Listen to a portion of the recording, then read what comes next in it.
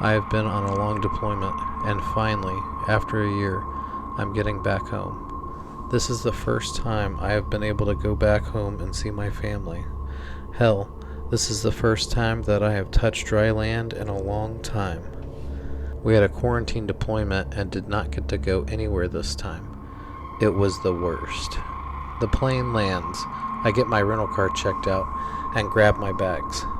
I find the rental car by hitting the lock button multiple times, and load it up with my bags. I think that's how most people find their cars.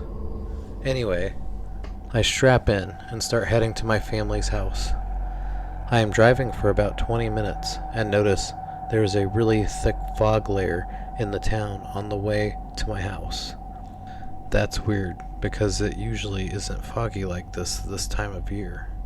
Honestly, I'm not sure about seeing fog like that ever. Have I been gone so long I can't remember? I suddenly get a migraine when I'm thinking about it. I carefully try to stay on the road as the migraine subsides.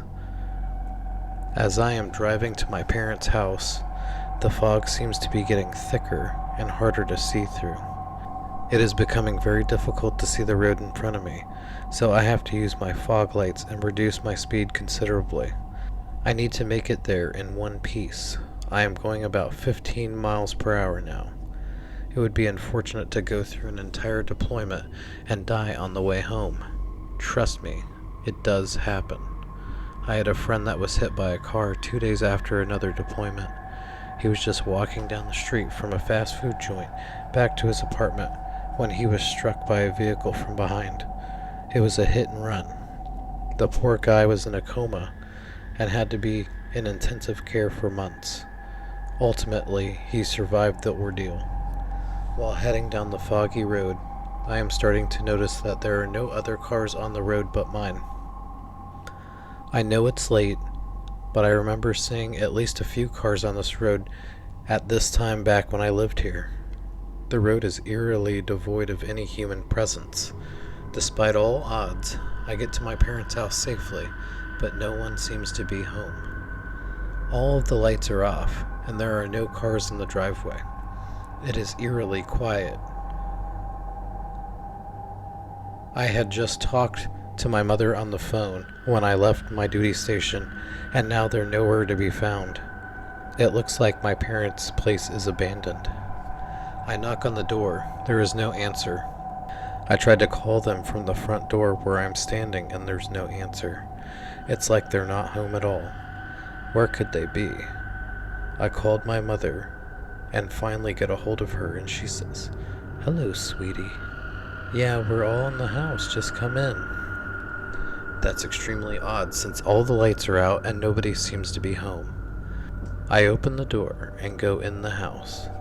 The door is unlocked and opens easily when I open it. The atmosphere completely changes. It goes from dark to light. Suddenly, all my family is there in the main room of the house. Everyone is there. My mom, my dad, my brother Mike, my sister Katie, even my Uncle Bob and Aunt Martha. My Grandma Patty and my Grandpa Walter were there too. I haven't seen them in forever. What a great welcome home. They are all dressed up for Christmas wearing festive sweaters. The tree is beautifully decorated, and there's a hot meal cooking in the kitchen. There's a glorious fire in the fireplace. What a perfect Christmas family get-together to walk into after all that time deployed. There was only one thing that was really confusing me.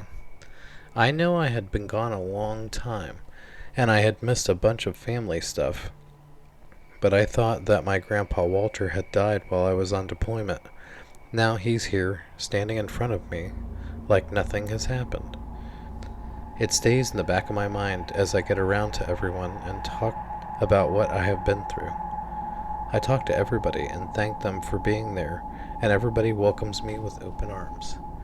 They all raise their glass and give me a cheers, and Walter says, "We're so proud of the sacrifice you've made for your country."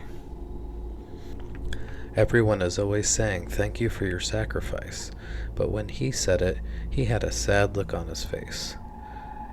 We are glad you were able to spend your last Christmas with us before you go on the next step of your journey. The next step of my journey? What was that? My mom cries while hugging me and says, "I'm so sorry that we lost you on your deployment." Lost me? I'm right here. What do you mean? Sweetie, I don't know how to break this to you, but you fell off your ship and you drowned in the middle of the Pacific Ocean, and you are dead. What? A jet blew you off the side and you fell 90 feet. You were dead on impact, more than likely due to the water becoming like concrete at that height. They sent out the helicopters to look for you for 6 days straight, 24 hours a day, but couldn't find you. This is limbo. You are on your way to heaven or hell. Hopefully it's heaven. And this is your last chance to see your family, which is why your Grandpa Walter is here. You were right. He died in his sleep about 6 months ago. Isn't it great you can talk to him one last time? We want you to know that we love you and miss you, and just because you're dead doesn't mean it's the end of you. Merry Christmas, everyone. Make sure you love everyone as much as possible. You never know when you're going to go, and if you do, will you know you're gone?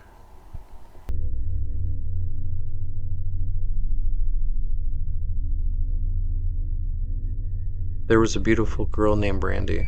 You would think she was the most popular girl in town because of her beauty. However, she was quiet and introverted student who always kept to herself. She never really spoke to anyone and had no friends.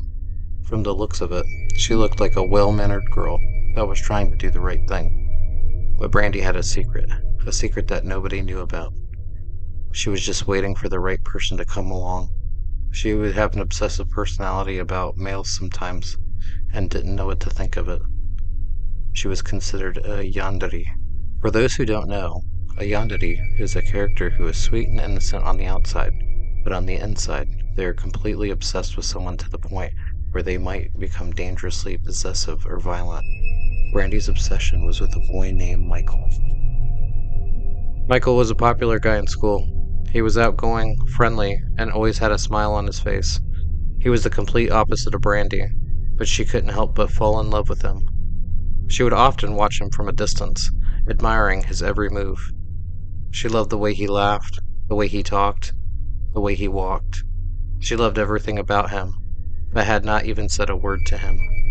He had no idea who she was. They had never talked at all or interacted. They had never even bumped into each other on accident. Why was Brandy so obsessed with Michael? Brandy's love for Michael soon turned into an obsession. She started stalking him, following him everywhere he went. He would never see her. She was always there. She would often hide behind corners, watching him as he walked by. She would take pictures of him on her phone without his knowledge, and even would collect his discarded items, like used tissues or his hair. She created a Pinterest, YouTube channel, TikTok, and Twitter that was dedicated to Michael and her love for him. She did not have many followers that she knew, but mostly complete strangers. She would talk about what Michael was doing in the videos and pretended she was his girlfriend. Most viewers thought she was actually his girlfriend and gave comments that were supportive of their fake relationship. The disturbing thing is that viewers of the stalking content did not report the content, but liked and followed it immensely. Finally, one day, Michael saw Brandy in the corner of his eye. He saw her on her phone behind a corner taking a video of him. He went directly up to her and asked her what she was doing. She was so shocked and scared, she did not know what to say. He asked if she was recording him. She said nothing. He was creeped out by her behavior and asked her to stop. Brandy was heartbroken. She couldn't believe that Michael would reject her. She thought that they were meant to be together, forever. She had dedicated her life to him and had so many hopes and dreams with him that would never happen now. From that day on, Brandy's obsession with Michael became more intense. She would leave love letters on his locker, write his name in her notebooks, and even made a shrine dedicated to him in her room. She would often take to a doll that she made in his likeness, pretending that he was there with her. Michael began to notice that Brandy's behavior was becoming more and more bizarre. He became afraid of her and started to avoid her at all costs. But Brandy couldn't take the rejection. She was determined to have Michael all to herself, even if it meant hurting him or hurting anyone who got in her way. One late night, Michael came home to his house. His parents were not home, on a date or something. He took off his jacket and walked towards the closet to hang it up. As he opened the door, Brandy lunged a kitchen knife right into his left chest. He pulled it out and started fighting for his life. Michael fought back, trying to defend himself from Brandy's vicious knife swings. But Brandy was too strong. She was too fueled by her love for Michael and was determined to make him pay, no matter what the cost. The struggle continued as it was noticed by some people walking their dog outside. They could see the attack through the window, but thought Michael was attacking Brandy. They called the police immediately. The police arrived and they found Michael lying on the floor, covered in blood, and Brandy standing over him with a knife in her hand. Brandy was arrested and charged with attempted murder. She was sent to a mental rehabilitation clinic on Shutter Island, where she still resides to this day. Her obsession with Michael never faded, even after all these years. She has thousands of drawings of Michael on her walls in her room. She still talks to the doll she made in his likeness, and she still has dreams of the day when they can be together, forever. Watch your back and know your surroundings. You may have an interested person watching your every move.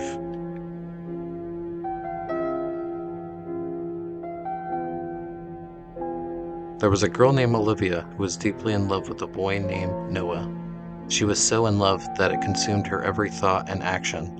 She would follow him everywhere, taking pictures of him when he wasn't looking, and sneaking into his room to watch him sleep. Noah was unaware of Olivia's obsessive behavior and thought she was just a friendly classmate. However, her obsession grew stronger every day, and she started to see anyone who got close to Noah as a threat. She would lash out at other girls who spoke to him, and would become violent towards any female she thought was getting too close to him. One day, Noah had a new girlfriend named Ayumi. Olivia was livid and felt betrayed. She could not let this be allowed. Noah was hers. She decided to do something about it. She started stalking Ayumi, following her around during her daily activities. Olivia found out where Ayumi lived and devised a plan to take her out. One night, Olivia snuck into Ayumi's house and watched her sleep for a while. While she was standing there watching Ayumi sleep peacefully, she thought, how can Noah like this girl? She isn't even pretty. I'm pretty, not her. I hate her. She doesn't deserve to live. Olivia grabbed a pillow and put it on Ayumi's face. She held it as hard as she could. Olivia was awakened by her sudden lack of oxygen and struggled to escape the situation. Olivia was too powerful, and Ayumi did not stand a chance. Ayumi died by Olivia's hands and would never see Noah again. Noah was devastated by the loss of Ayumi and didn't know what to do. Olivia saw this as an opportunity to comfort him and show him that she was the only one that truly loved him. She approached Noah and expressed her condolences for his loss. He was happy about her concern and gave his thanks to her. She was so excited. He really liked her. They became closer over time, and Noah had no idea that Olivia was the one that murdered his girlfriend. They started hanging out often. At first, Noah was really happy to spend time with Olivia. She was so kind to him and helped him with whatever was troubling him. She was very beautiful as well, and he was very attracted to her. However, he had not made any moves yet because he was still grieving over the loss of his girlfriend. This irritated Olivia, who was growing impatient. Olivia's obsession grew even stronger. She would call Noah all the time. At first, he was happy to talk to her. Over time, though, he realized that there was something going on with Olivia. She would call almost constantly. If he did not answer, she would send him a lot of text messages. Noah liked the attention he was getting from Olivia, but this was going overboard. When he asked her to stop sending so many messages, she would just respond, "I was concerned about you and wanted to make sure you were okay." It is hard to make someone that cares about you stop trying to help you. But where's the line? How many missed calls and text messages is too much? The number of text messages that were expressing concerns was pushing to 50 each time Noah did not answer for a while. This happened when he was in class, at the gym, or sleeping. Noah was getting tired of giving Olivia a break. After a while, she started to become more and more violent. She would lash out at anyone who she thought was getting in the way of her and Noah. She even started to hurt Noah himself. At that time, he started to see some major problems with Olivia. He decided to confront her and break the whole thing off. He appreciated her concern and was happy she helped him through a rough time in his life, but he had to move on. They were not going to be together or even friends anymore. Olivia did not take the news well. When she went home, her cat came to her for a daily dose of affection. Olivia pet her cat with love and affection. Suddenly, she squeezed her cat until it struggled to breathe. She had killed her cat, her best friend, because of a boy. One day, Olivia's obsession reached a breaking point. Noah found a new girlfriend, and Olivia couldn't handle it. She followed them on a date to a restaurant. They got a table outside and ordered a fancy meal they would enjoy together. Noah really liked the new girl and was determined to make a good impression. They had such a great time throughout the course meal and were holding hands lovingly. The dessert came out and they were feeding each other with some sensual stares and strong affection. Olivia appeared suddenly in the outside dining area and took out a butcher knife. She attacked the girl, leaving her badly injured. After stabbing the girl multiple times, she ran away. It was so quick that Noah had no time to react to stop it from happening. Noah saw what Olivia had done and was terrified. He used a towel to create a tourniquet and was able to stop the bleeding on his date. He called the police. Olivia was arrested for the attack and sent to the county jail. Noah tried to move on with his life, but he couldn't shake the feeling that Olivia was still watching him. He would look over his shoulder constantly and was always on edge. As the years went by, the terrible events slightly faded, and Noah was able to relax a little bit. Olivia was detained, and he did not have to live in fear forever. He was tired of looking at every person and any place that he went, looking for Olivia to appear with a butcher knife to finish him off. One night, Noah was walking home from a late shift at work when he saw Olivia waiting for him outside of his apartment building. He tried to run, but she caught up to him and tackled him to the ground. She whispered in his ear they were meant to be together forever, and pulled out a knife. Noah struggled against Olivia, but he couldn't break free. She plunged a knife into his heart, killing him instantly. Olivia smiled as she watched Noah take his last breath, believing that they were finally together forever. The police found Noah's body the next morning and began to investigate the case. They discovered that Olivia had escaped from the local penitentiary and had been on the run for weeks. They launched a manhunt for her, but she was never found. Just remember, once you have a stalker, you always have a stalker. If they're being detained, it's only a matter of time before they come and find you.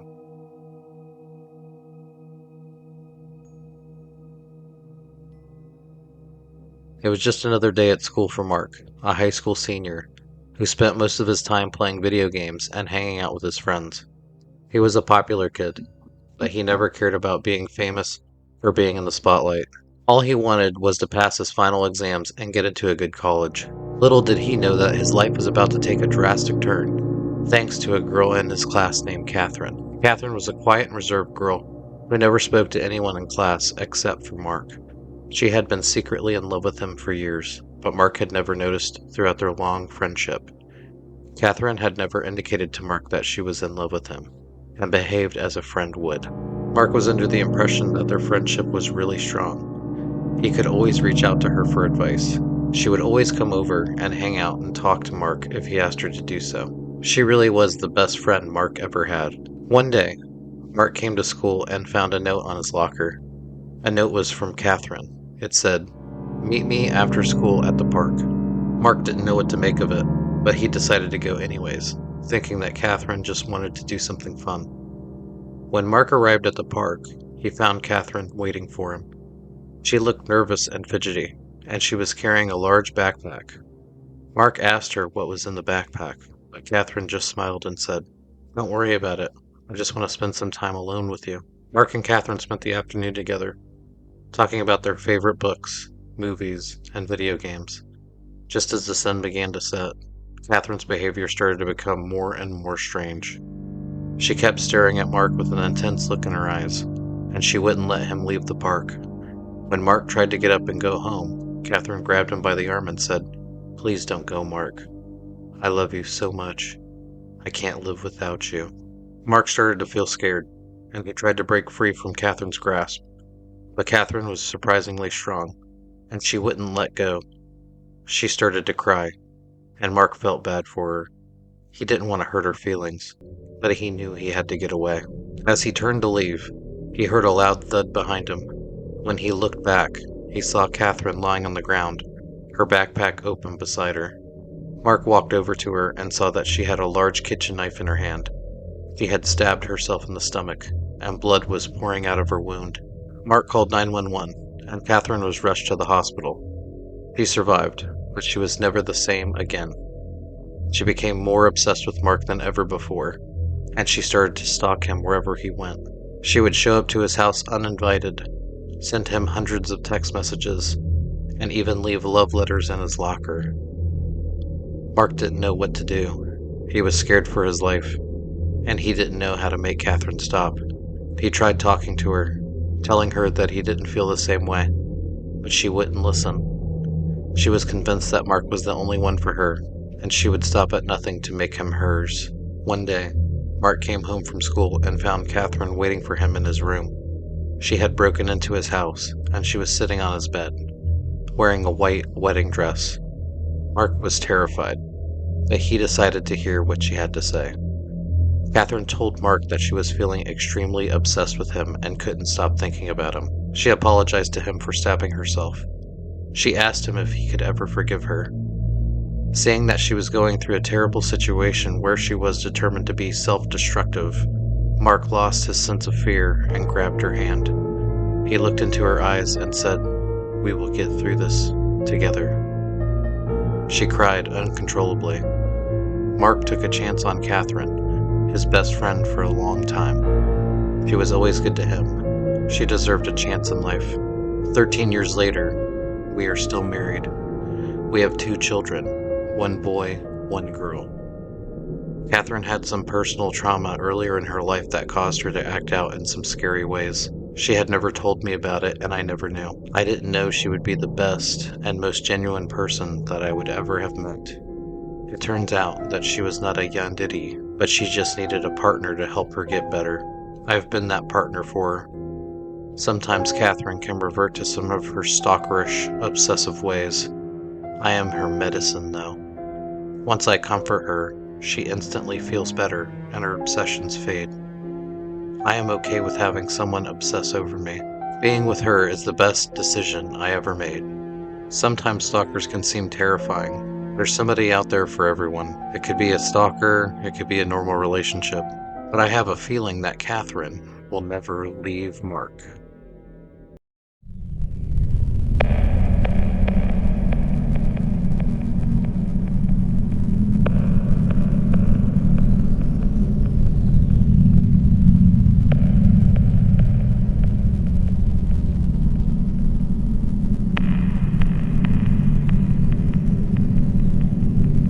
There was a young girl named Vanessa who was obsessed with TikTok. She spent countless hours scrolling through the never-ending feed of dance challenges, lip-syncing videos, and silly pranks. It was her favorite app, and she couldn't get enough of it. She would lay down and start scrolling, and 3 to 4 hours later, she would realize how late it was and turn it off. It had a major hold on her, and it was hard to stop watching for some reason. Was this normal, she thought? She did some research and discovered that many others were binge-watching TikTok content. After discovering that, she felt much better about herself and continued to watch way too much. She was participating in follow trains and amassed a following of 5,000 random people on the app. She didn't really know any of the people, but figured she would have more people to see her dance videos when she did start introducing her content. However, something strange began to happen as Vanessa spent more and more time on the app. She started noticing odd glitches in the video she watched, like sudden jumps in the footage or strange flashes of light. At first, she brushed it off as just a technical issue with the app or her phone. She looked at all her opened apps and closed them. Her phone worked well after that, but then it began to glitch again. She looked at her storage and erased some unnecessary apps, erased some unwanted photos, and deleted some videos. After that, she had exhausted all her troubleshooting efforts, but the glitches became more frequent and unsettling. She couldn't ignore them any longer. One night, as Vanessa was browsing through her huge follower list, she noticed a particular user that caught her eye. It was user 666, who did not have a profile picture. Curious, she looked at user 666 videos. There was a bunch of weird videos with images of murder, satanic rituals, and women sleeping with a scary masked figure standing in the background behind them. It was probably all fake as people put the weirdest stuff on the internet. However, there was one video that caught her attention. The video was titled, "Do Not Watch This." Vanessa's curiosity got the best of her, and she clicked the video anyway. The screen went black, and she heard a faint whispering sound. Suddenly, a face appeared on the screen. It was pale and twisted, with eyes that seemed to stare straight through her. Suddenly terrified, Vanessa quickly tried to exit out of the video, but it wouldn't let her. The face on the screen began to move and contort in ways that seemed impossible, and the whispering sound grew louder and more sinister. She was frozen in terror as she watched the video, until it finally ended, leaving her shaking and drenched in sweat. She was telling herself, it's just a video, but she felt very disturbed after watching it. From that night on, Vanessa couldn't stop thinking about the "do not watch" video. She tried to brush it off as a simple prank, but she couldn't shake the feeling that there was something much darker and more sinister at play. Her obsession with TikTok began to consume her, and she spent all her waking hours searching for more videos that might hold clues to what was really going on. She called in sick to work multiple days in a row, spending all her time on the app to search for more. As she dug deeper into the app, she found more and more disturbing content. There were videos of people being stalked and attacked, of strange rituals and sacrifices, and even people disappearing without a trace. She was finding videos that looked legitimately real now, and it was scaring her more than ever. Was it real? She thought. It seemed like TikTok had become the breeding ground for the darkest and most twisted aspects of human nature. Vanessa was terrified, but she couldn't look away. She felt like she was being drawn deeper and deeper into the darkness, and she knew she was risking her own safety by continuing to use the app. But she couldn't help herself. The thrill of the unknown was too powerful to resist. One night, Vanessa received a message from a user named The Master. The message was simple: join us. She didn't know what that meant, but something about the message sent shivers down her spine. She tried to ignore it, but the message kept popping up in red, no matter how many times she tried to delete it. That's when things took a turn for the worse. Vanessa began to notice strange things happening in her own life. She would wake up in the middle of the night to find her phone playing TikTok videos on its own, even though she knew she had turned the app off. She started seeing strange symbols and messages written in red paint on the walls in her room, and she couldn't shake the feeling that she was being watched. When she would turn the lights on, the symbols would disappear and the feeling of being watched would go away, but it would happen over and over and over again. She was starting to lose her mind. Finally, she couldn't take it anymore. She deleted the app and tried to move on with her life, but the strange occurrences did not stop. She still heard whispers in the darkness, and she would still catch glimpses of shadowy figures lurking just out of sight. She knew she had unleashed something dark and terrible by using TikTok, and she feared that it would follow her for the rest of her life. In the end, Vanessa was never able to escape the horror that she had unleashed. She disappeared without a trace, leaving behind only her cell phone, with TikTok videos playing when the police arrived for a wellness check. Be careful about the obsessive power of TikTok. Be careful it does not take over your life.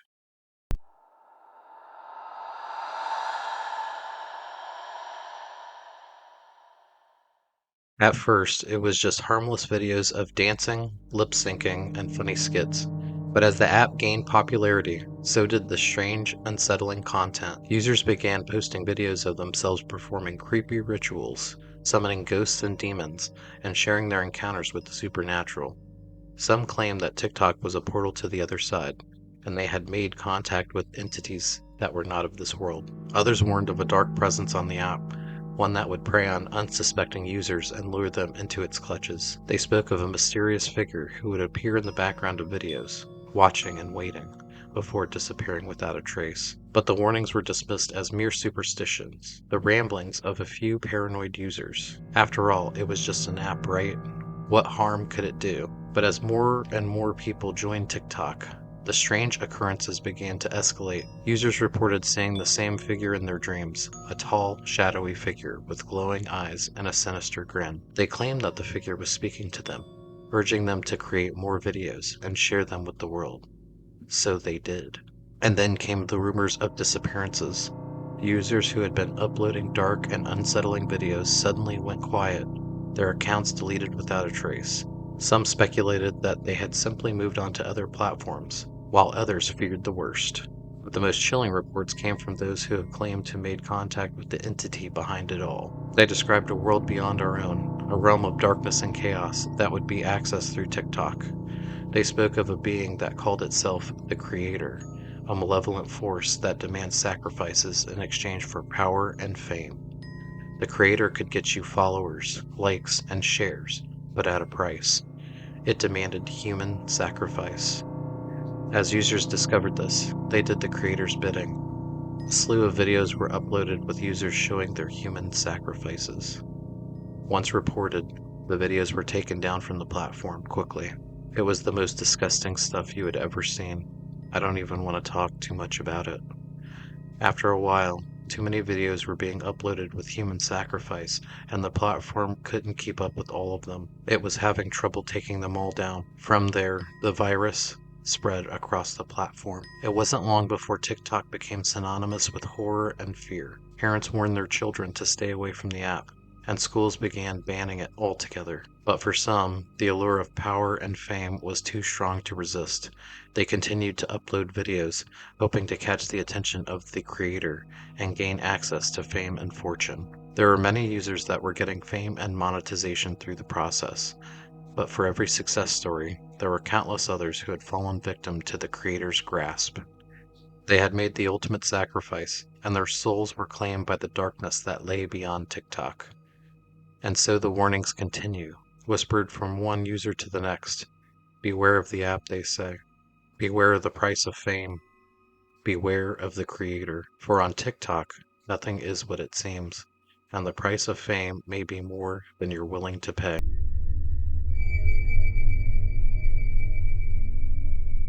It was a late shift kind of night, and I was the only one working at the pizza place in my town.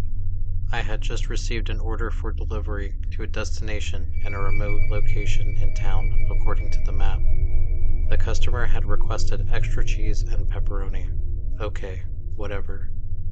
It was going to turn out to be the last order of the night, and I was ready to get this over with so I could close up and go home. There was no tip for this order. Usually on a late night like this, you take the risk of either not getting any tip or a big one because drunk people tip pretty well. However, the order was in the outskirts of town, so it'll probably be nothing. I hesitated, but ultimately decided to go through with the delivery. I guess I have to since it's my job after all. There was a pretty nasty storm outside that I would have to deal with as well. As I drove down the winding, muddy road to the cabin, the storm raged on. Lightning lit up the sky, and wind howled through the trees. I could barely see my way and had my windshield wipers on full blast. I thought to myself, let me just get through this one and I'm done. When I finally arrived at the cabin, I knocked on the door and waited for a response. But there was none. I knocked again, but still no answer. I called out to the customer, but there was no response. I was about to turn and leave when the door suddenly swung open. A figure emerged from the darkness, their face obscured by the shadows. They grabbed the pizza from my hands and threw a wad of cash at me, telling me to leave and never come back. Well, that's fine. I got the cash. I turned around to go to the car, and I heard a loud scream from a woman coming from the house. I turned around and looked at the house. My heart was beating faster as I looked at the house. I saw the window curtain move and saw a glowing pair of eyes looking straight at me. I moved faster towards my car, and the front door swung open. 2 men in masks came bursting out of the house and started chasing me. I fled back to my car, heart racing. I got to the car quickly and started it. As I drove away, I couldn't calm down. I was freaking out. What were those guys doing in the cabin? And why did they seem so eager to get rid of me? I never returned to that cabin, and I quit delivering pizza after that. I finally took a chance and enrolled in college. I guess I was procrastinating, and almost losing my life got me to finally admit it. I am almost done with my senior year, and I'm going to be a graphic designer. However, the memory of that night still haunts me to this day. Thank God I will never have to deliver a pizza again. Good luck out there, pizza delivery brothers and sisters.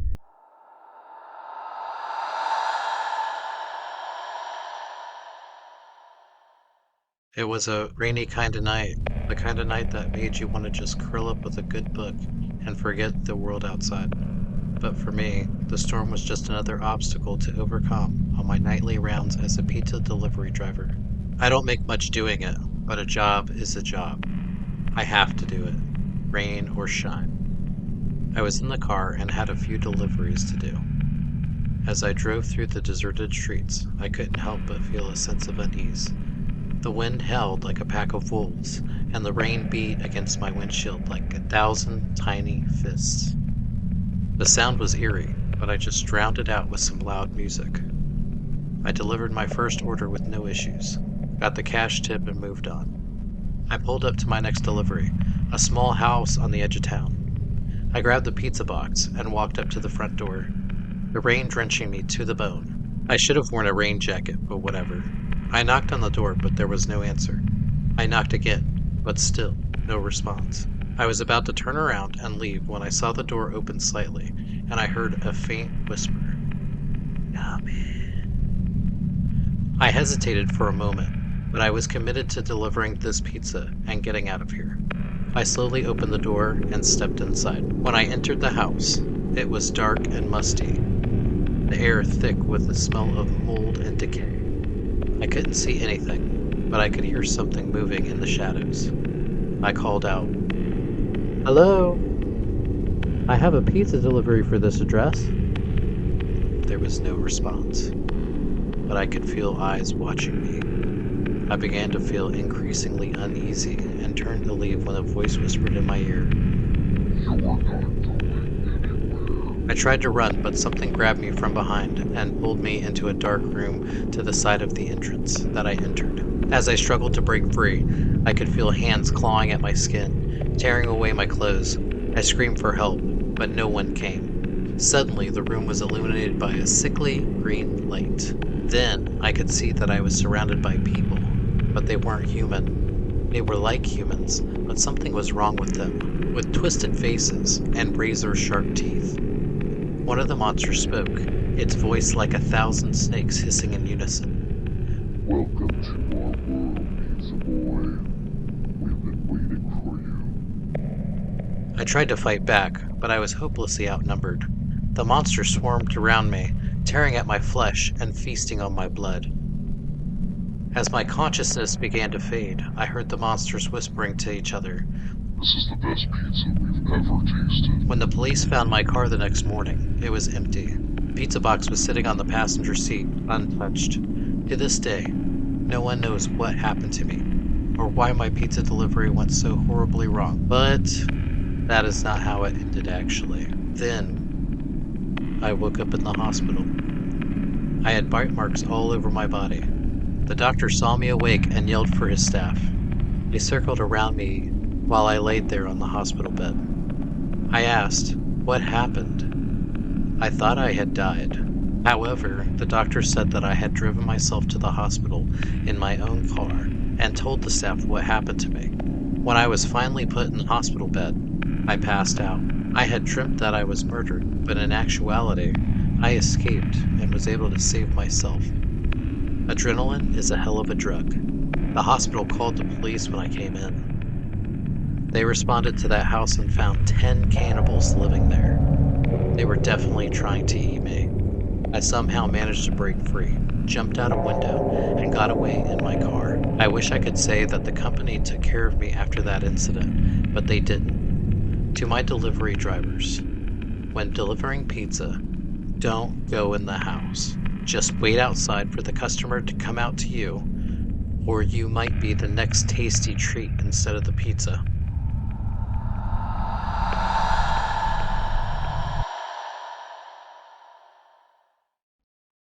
It was another late night shift, and I was out delivering pizzas for the local pizza place. It was very cold outside, and the snow was starting to come down really hard. Apparently, there was supposed to be a solar eclipse tonight, if anybody really cares. I personally don't. As I drove through the howling wind and thick snow, I couldn't help but feel a little uneasy.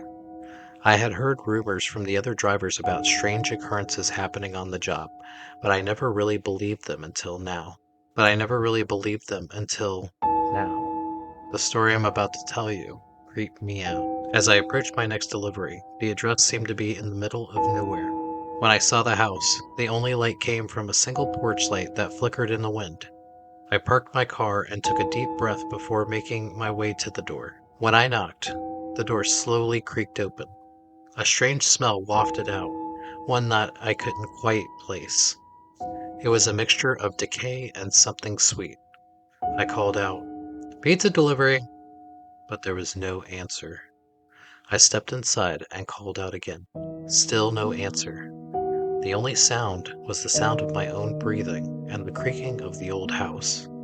I cautiously made my way down the dark alley, the floorboards creaking under my feet. As I turned a corner, I saw something that made my heart skip a beat. In the middle of a room was a table, covered in strange symbols and candles. At the center of the table was something that looked like a pizza box, but it was unlike anything I had ever seen before.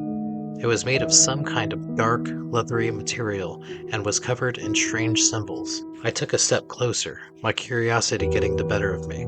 Suddenly, the candles on the table burst into life, illuminating the room with an eerie glow. I grasped and stumbled backwards, my heart racing. That's when I heard it. A soft, whispering voice that seems to come down from all around me. It was a language I couldn't understand, and I did not get the feeling that it was friendly. I realized then that I had stumbled upon something I was never meant to see. I turned around to run, but the door slammed shut behind me, trapping me inside. The symbols on the table began to glow, and the smell in the air grew stronger.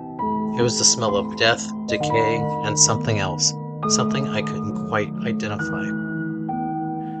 In the flickering candlelight, I could see something moving in the shadows. At first, I thought it was just my imagination, but then I saw it clearly. It was a figure, hunched over and crawling towards me, its limbs twisted and deformed. I tried to scream, but my voice was caught in my throat. I was paralyzed with fear, unable to move as the figure drew closer and closer. I knew then I was going to die. But just as it was about to reach me, the candles flickered and went out, plunging the room into darkness.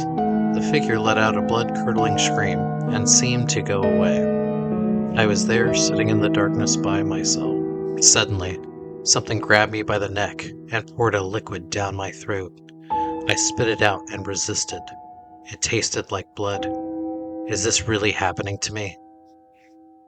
I don't remember much after that. I must have passed out or something. All I know is that when I woke up, I was back in my car with no memory of how I got there. I woke up with some strange liquid around my throat and on my shirt, like I threw up. My stomach did hurt like I threw up something big though.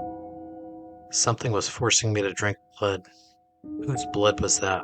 Also, and finally, I had one hell of a headache. Since that night, I have never been able to look at pizza the same way again.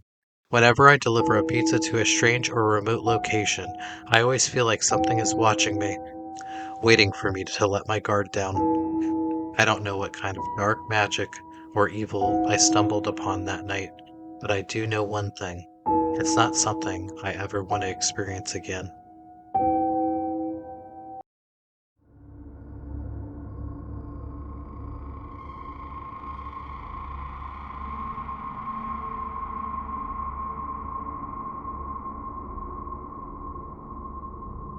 It was a typical Wednesday evening, and I was browsing through OfferUp, looking for some good deals on vintage chairs.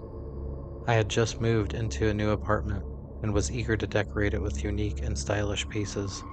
Each piece in my house would have a cool and unique story. That was my idea of expressing myself in my apartment. I did not like the commercial, trendy stuff that everybody had. I wanted to make it special for my guests and my feasting eyes as I lived my life. As I scrolled through the listings, I came across a strange and unique one that caught my attention. It was a listing for a vintage wooden chair that looked like it had seen better days. The photo was blurry and the description was vague, but something about it intrigued me.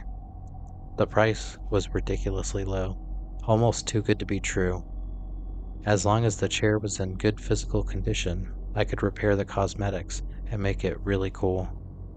I hesitated for a moment, but my curiosity got the best of me, and I decided to contact the seller. I messaged the seller and asked if the chair was still available. To my surprise, the seller, who went by the name The Collector 69420, told me that the chair was indeed still available and that he could meet me the next day to meet up and sell it. We arranged to meet at a local coffee shop the next day, and I couldn't help but feel a sense of excitement and anticipation. I had always loved the thrill of finding unique and interesting items on OfferUp, and this chair seemed like it would be the perfect addition to my new apartment. When I arrived at the coffee shop, I saw a man sitting at a table in the corner, surrounded by various items that looked like they had been plucked from an antique store. He was an older man, with thinning gray hair and a kind smile. He introduced himself as the Collector 69420 and motioned for me to sit down. As we began to talk, I couldn't help but notice he seemed a bit strange. He spoke in a strange, almost cryptic manner, and his eyes seemed to dart around the room as if he was looking for something, like in some paranoid state. I brushed it off as just my nerves getting the best of me, and tried to focus on the task at hand. We made the exchange, and I took the chair home with me.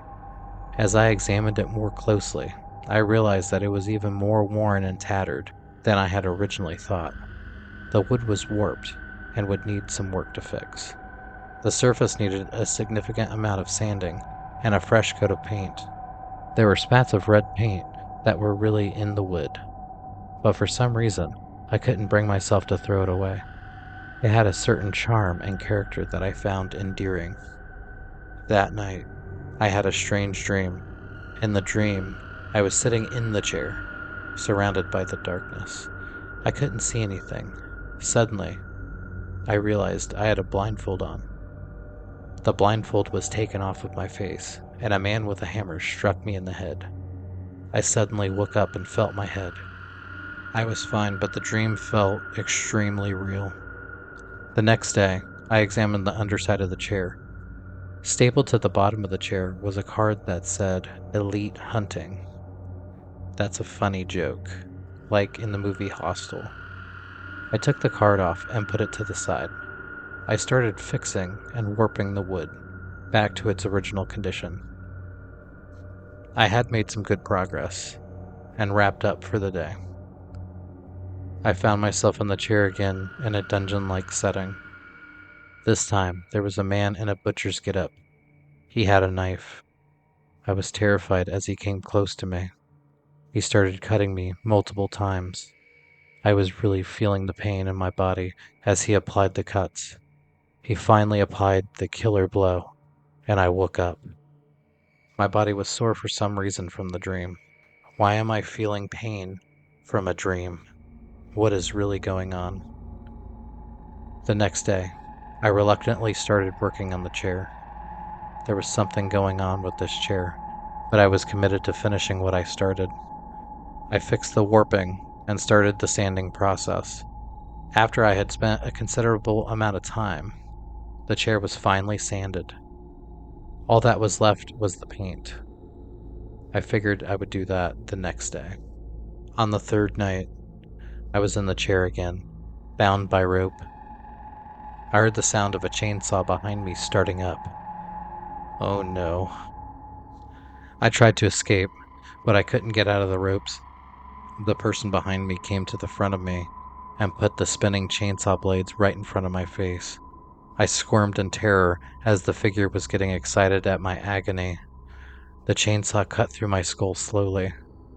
The blade reached my brain, and suddenly I woke up. That was it. I was done with this chair. I took it to the backyard and smashed it to pieces. I put it in my fire pit and I lit it on fire. I watched it burn until the last ember. I never bought another item from an online selling site again. Well, except Amazon. I believe the chair I bought was used in multiple killings, and the ghosts of the dead were still attached to the chair. When you buy something, first consider what the object was used for in its lifetime of ownership. You might find out that it was used for something terrible, and you don't want to suffer the same fate.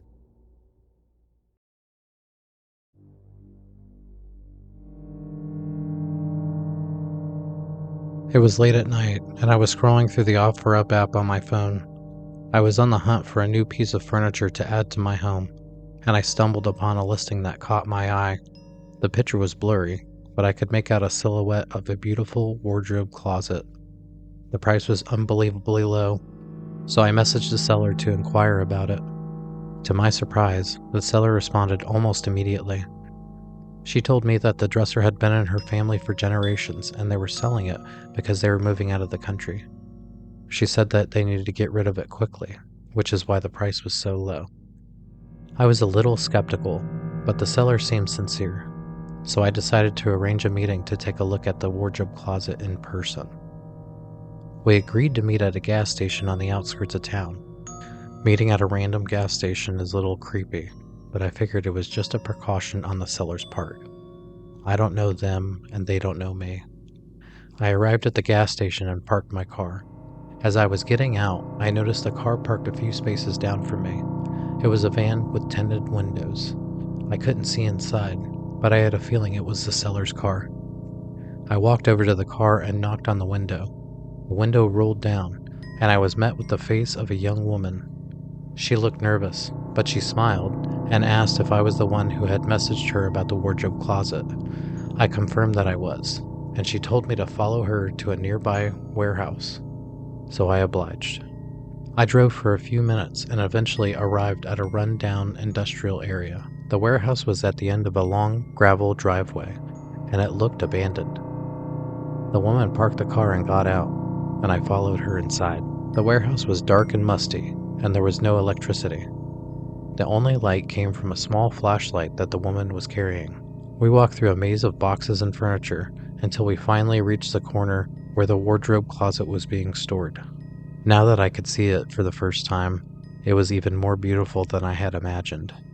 It was an ornate, dark wood piece with intricate carvings and a huge mirror. The woman handed me a piece of paper with a bill of sale, and I handed her the cash. I was about to leave when she suddenly stopped me. "Wait," she said. "Since we're here, I have something else to show you." I didn't want to be rude. She seemed normal, so I agreed. She led me to the back of the warehouse, where there was a small room with a single light bulb hanging from the ceiling. In the center of the room was a pedestal with a glass case on top. Inside the case was a small doll that looked ancient. Its hair felt like it was made of real human hair, and its eyes were made out of glass. It was one of the creepiest things I had ever seen, but for some reason, it looked very interesting to me at that time. The woman told me that the doll had been in her family for generations, and that it was a valuable antique. She said she was willing to sell it to me for a very low price. I was hesitant, but something about the doll fascinated me. I asked how much she wanted for it, and she named a price that was almost too good to be true.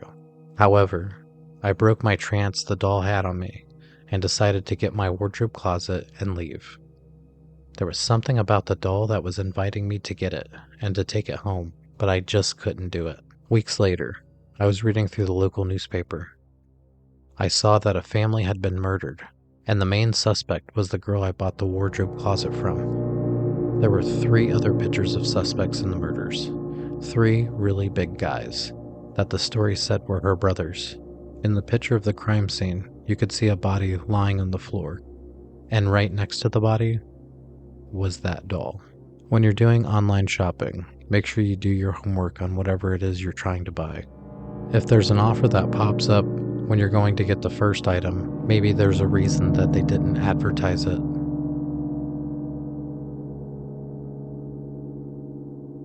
Emily had been scrolling through OfferUp looking for a new dresser for her bedroom. She had just moved into a new apartment and was determined to make it feel like home. She was looking for a classic, antique design. She liked the strong quality of older designs and wanted it to last longer so she didn't have to keep going to places like IKEA every few years to get something new and trendy. It just needed to look good and hold her clothes. After searching what felt like hours, Emily came across a listing that caught her eye. It was a beautiful antique dresser, and the price was unbeatable. She messaged the seller, and to her surprise, they responded very quickly. The seller, who went by the username Jester, seemed friendly enough.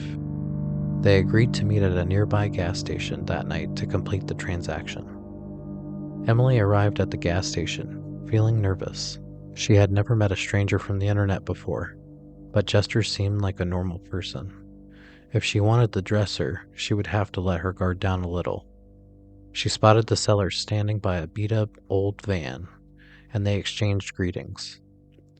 Jester opened the back of the van to reveal the dresser, and it was even more beautiful in person.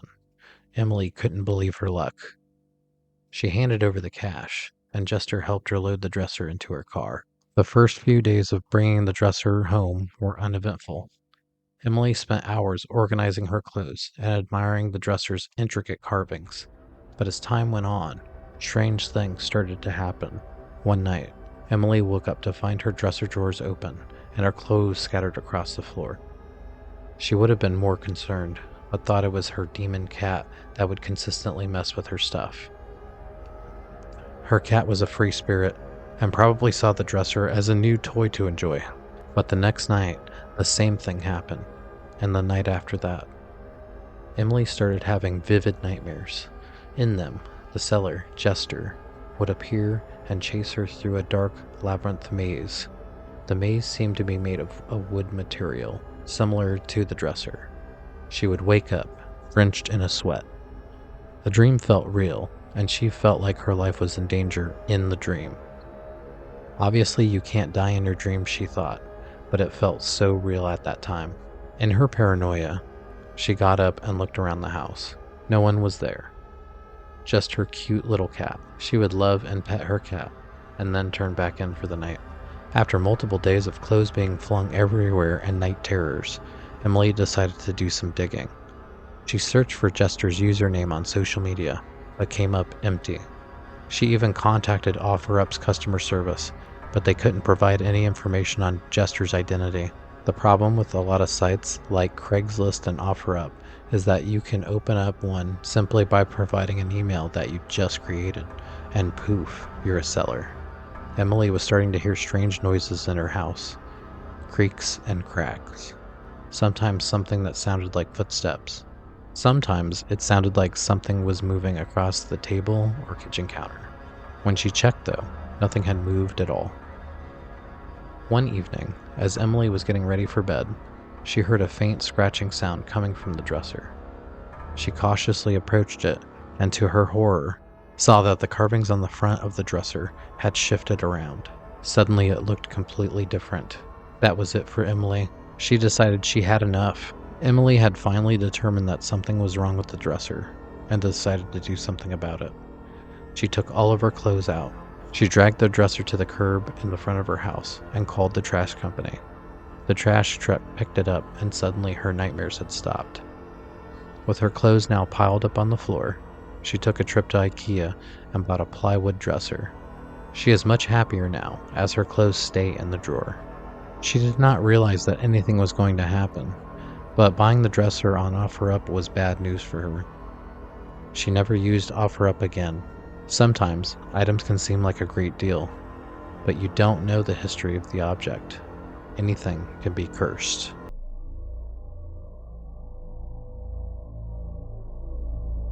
There was a small town in the middle of nowhere that was known for its strange occurrences and haunted houses. Visitors would come from all over to visit the town and explore the various haunted destinations. Each destination had a specific story and atmosphere to give it a unique personality.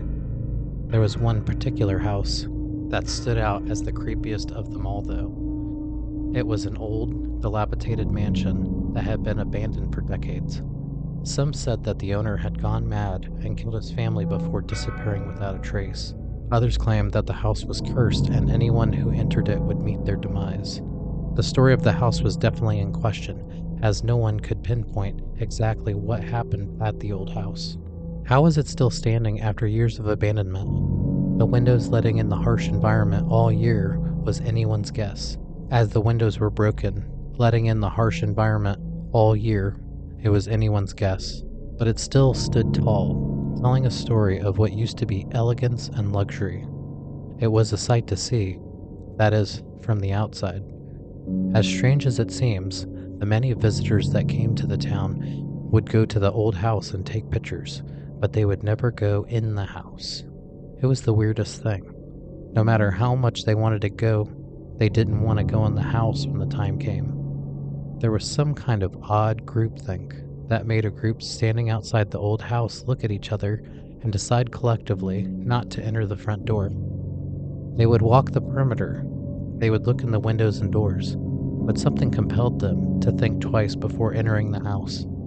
It is probably that mysterious force that has saved many lives. Despite the rumors, a group of thrill-seeking teenagers decided to explore the house one night. They had all been hanging out together and taking some substance that didn't even have a street name yet. They were playing Ghost in the Graveyard at an actual graveyard.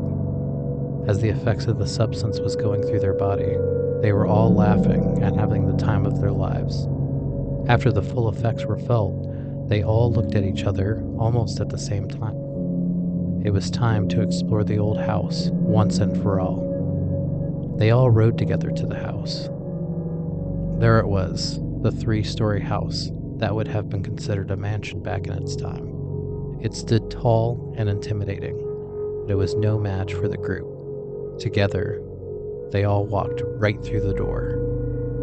There was no external presence this time, though, no voice telling them to stop. They all entered the house. As they entered, they were greeted by the musty smell of decay and the creaking of old floorboards. There was total silence at first, but a windy howl could be heard that got progressively louder over time. As they started to walk through the house, every step made a loud, creaking sound. It felt like the floor could cave in at any minute. Because they were on something, the creaks were deafening. They could hear every creak every time they stepped. They could hear every plank of wood compress as their feet applied pressure. With this, their hearts began to beat heavier and heavier, which they also felt. However, they felt like their heart was physically moving their shirts with every beat. Their heartbeat felt like that heavy feeling you felt when standing next to a big speaker. Suddenly, their thoughts had sobered up. As they proceeded, they all looked at each other wondering if this was a good idea. They cautiously made their way through the dark, cramped corridors, each step echoing loudly in silence. Suddenly, they heard a loud noise behind them in the long hallway. They had gone from a little scared to absolutely terrified. No one wanted to turn and see what had just made the noise, but they had to. One of them got the courage. They turned and saw a ghostly figure levitated above the ground and coming right towards the group. The teenagers screamed and ran out of the hallway as fast as they possibly could, knocking down picture frames. 3 of the teenagers had escaped the house, with one more heading towards the door. Suddenly, a chair slid across the room and went right under the teenager's legs, knocking him on his back. As the teenager looked up in pain, he could see a beautiful chandelier that had been consumed with cobwebs over time.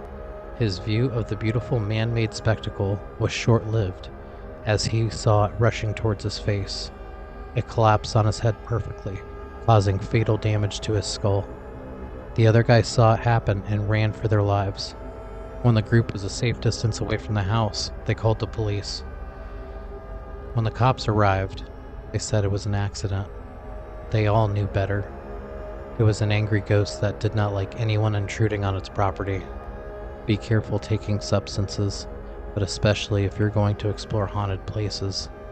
The teenagers never got the warning that everybody else got, to stay away from the house, because their decision-making abilities were inhibited, blocking the only friendly voice that was there to protect people from entering the dangerous house. By the time they realized something was wrong, it was already too late. Happy exploring, everybody.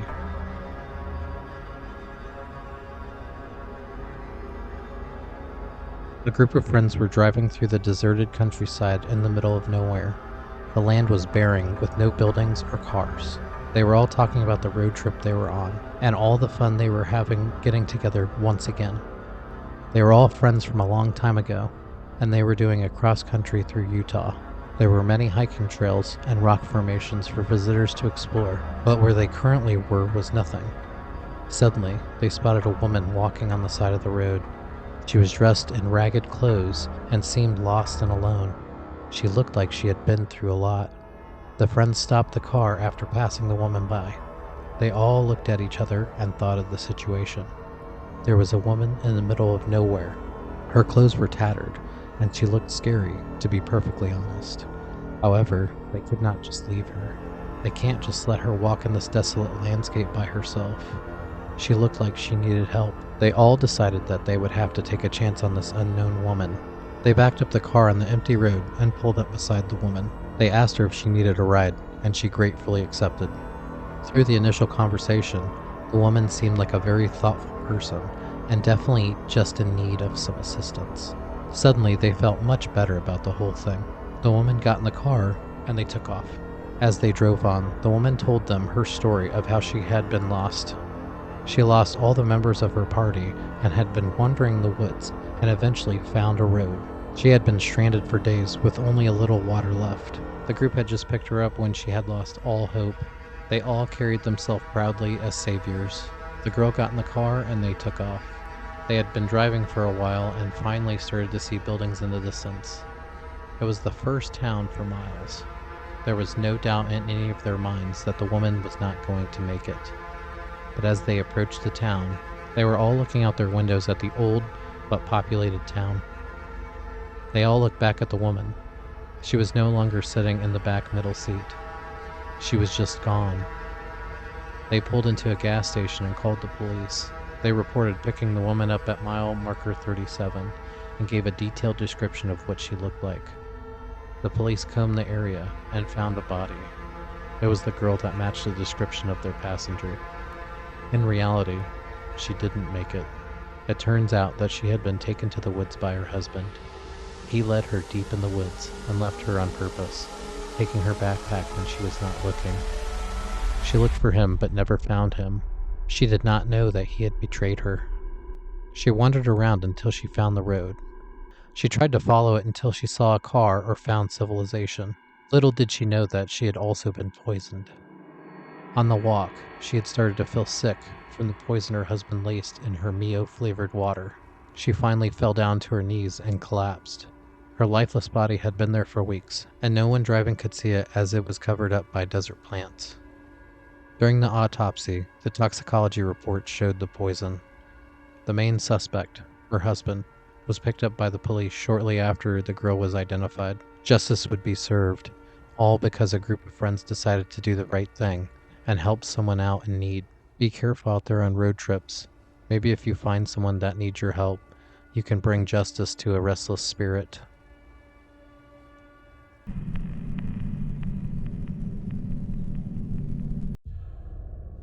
It was another night of babysitting, and I was watching 3 kids for a family in a creepy old house.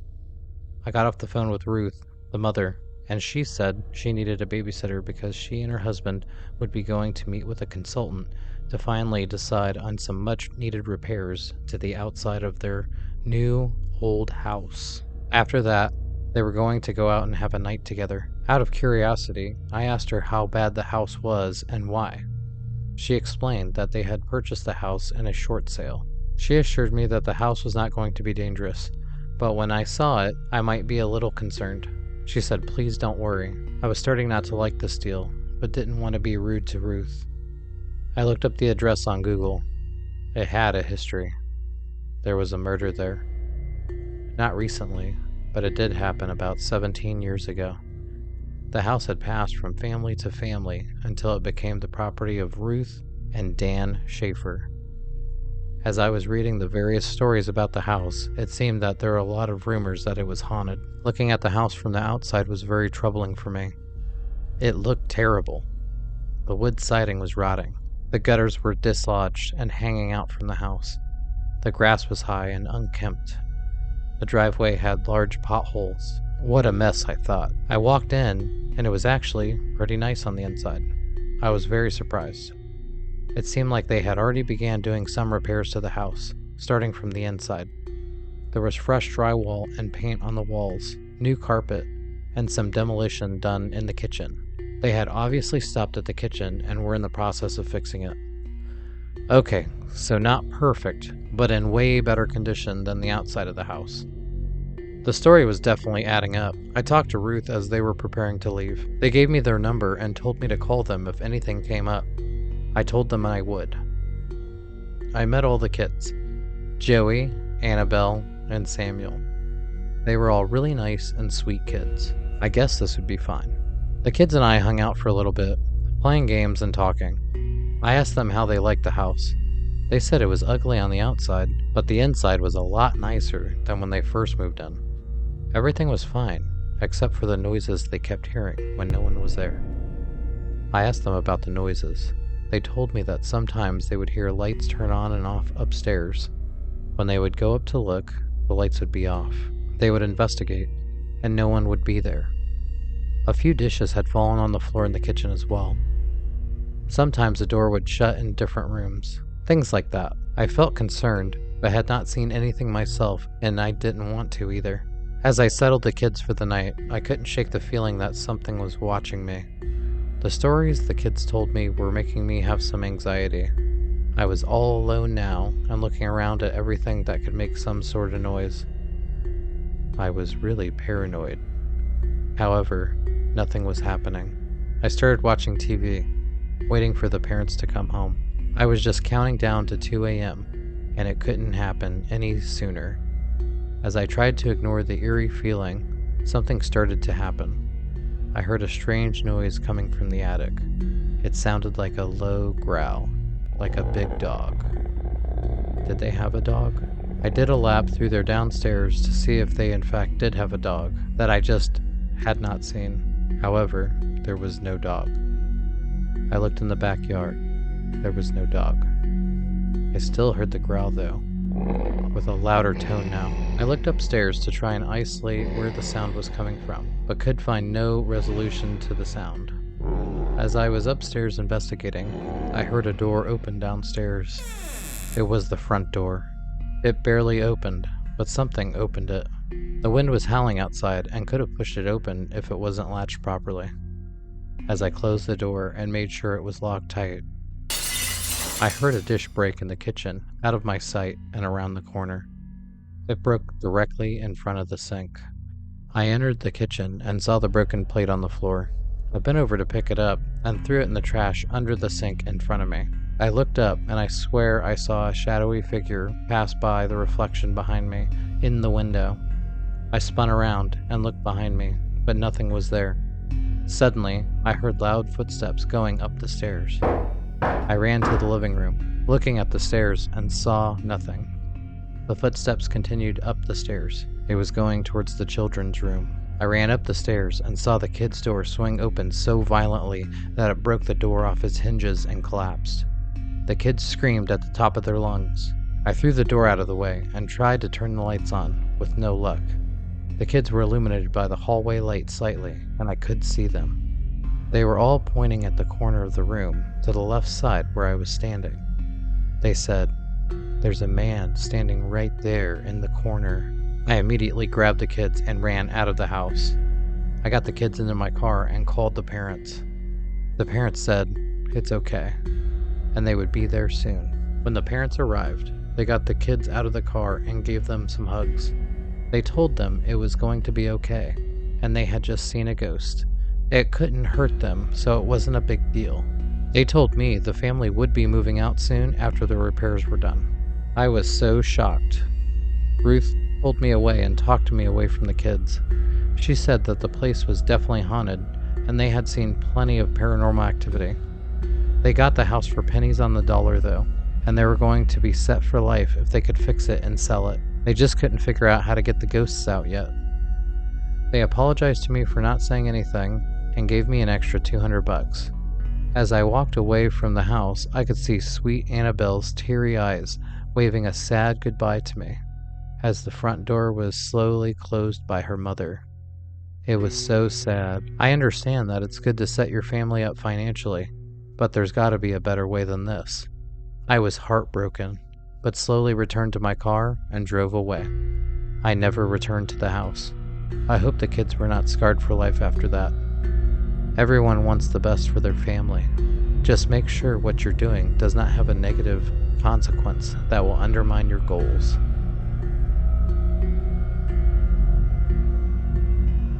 It was a simple babysitting gig for some of my regulars, Sue and Bill.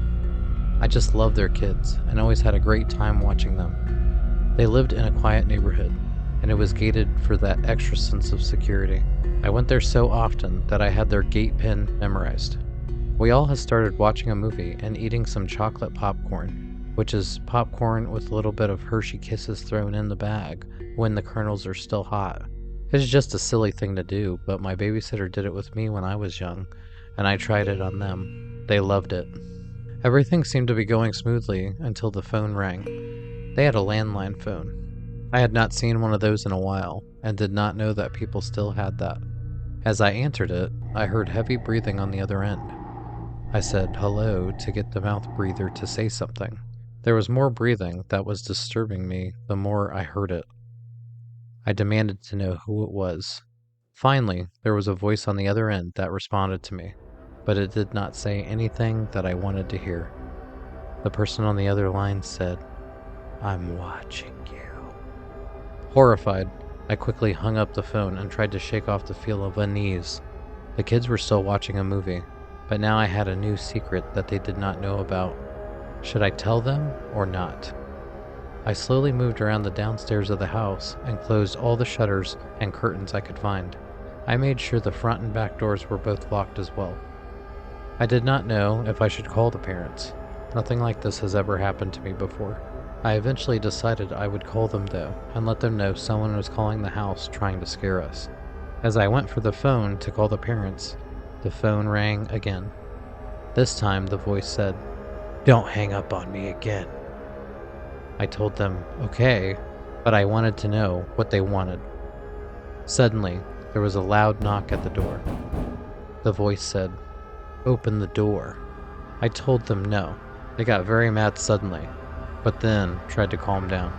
The voice said that he knew that I was the babysitter and had nothing to do with the situation, but demanded that I open the door and let him have the kids.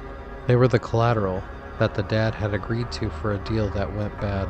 I told the voice that that was not going to happen. As I was talking to the voice, one of the kids went towards the door to open it after they heard the knock. I screamed and ran towards the door as quickly as I could. One of the kids unlocked and opened the door, and it busted open, revealing two large men. One of the men saw me running and screaming towards the door and knocked me out, using my momentum to give me a harder hit. I woke up on the floor, to the police filling the house and the parents freaking out. They saw that I was finally conscious and begged me for an answer about where their kids were. I had a huge black eye and a headache. Disoriented, I got up and sat on the couch. I looked at the parents and told them what happened. When I got to the part about the kids were collateral, the dad looked visibly shaken. He had realized what he had done. He had partnered up with a client for a business transaction. When the transaction went south, the client lost a lot of money, and the dad was determined to make it right. He promised his client he would fix it. He just wasn't fast enough. His kids were never found. The police have been searching for the kids for 2 years now, with absolutely no luck. They went to investigate the client, and they could not find him anywhere. His previous offices were abandoned, with no trace of his identity. I have been distraught about this situation. I can't imagine what happened to my favorite kids in the world. When you are a parent, don't be greedy. Your kids are the most important thing, not money. Don't lose yourself in a deal and end up losing everything.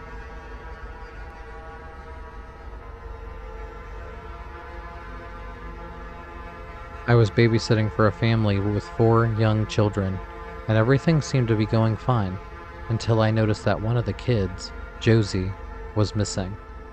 We had just played a game of hide and seek, but had finished a while ago. I had not noticed the 4th child was missing until we were halfway through the Croods 2. I was shocked and a little scared. I told myself to calm down. Maybe Josie was just not in the living room.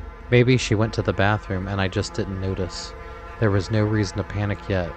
Let's do a little searching first. So I started looking. I looked in the kitchen with no luck. I looked in the closet bathroom and saw no child. The light was off too. I looked in the coat closet downstairs with no luck. And then I started to think, did I account for the kids after the game of hide and seek? I can't remember. Now I'm starting to panic. Now I was concerned that Josie had tried to find a really good hiding spot outside. With this new information, I jumped up and ran out the front door. I looked all over the yard and in the bushes. I started looking under the cars. I hate when kids hide under the cars. I always tell them not to do that. What if someone is in a hurry, just jumps in their car and speeds off to the store? They won't know anyone is under their car. No one is looking for that. Thank God I did not find Josie under any of the cars. I had gone about 50 feet in all directions from the house, looking under cars, and was satisfied that Josie was not hiding under any of them. I went back in the house and looked at the upstairs bedrooms. I don't know why I had missed the upstairs bedrooms initially. I guess I was just panicked. I did not find her. I searched the entire house and couldn't find her anywhere. There was only one more place to look. The backyard. I went out there as quickly as I could and looked in the trampoline, in the doghouse, and even under the house through an opening that I found. There was some evidence that someone had gone under there recently.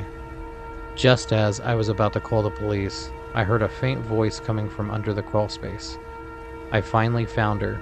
She had snuck out of the house and hid in the crawl space. The problem is that she fell asleep waiting to be caught, and I never found her. I breathed a sigh of relief and made sure to keep a closer eye on the kids for the rest of the night. If you're ever babysitting and playing hide and seek, make sure you find all the kids. You never know when they might be hiding forever.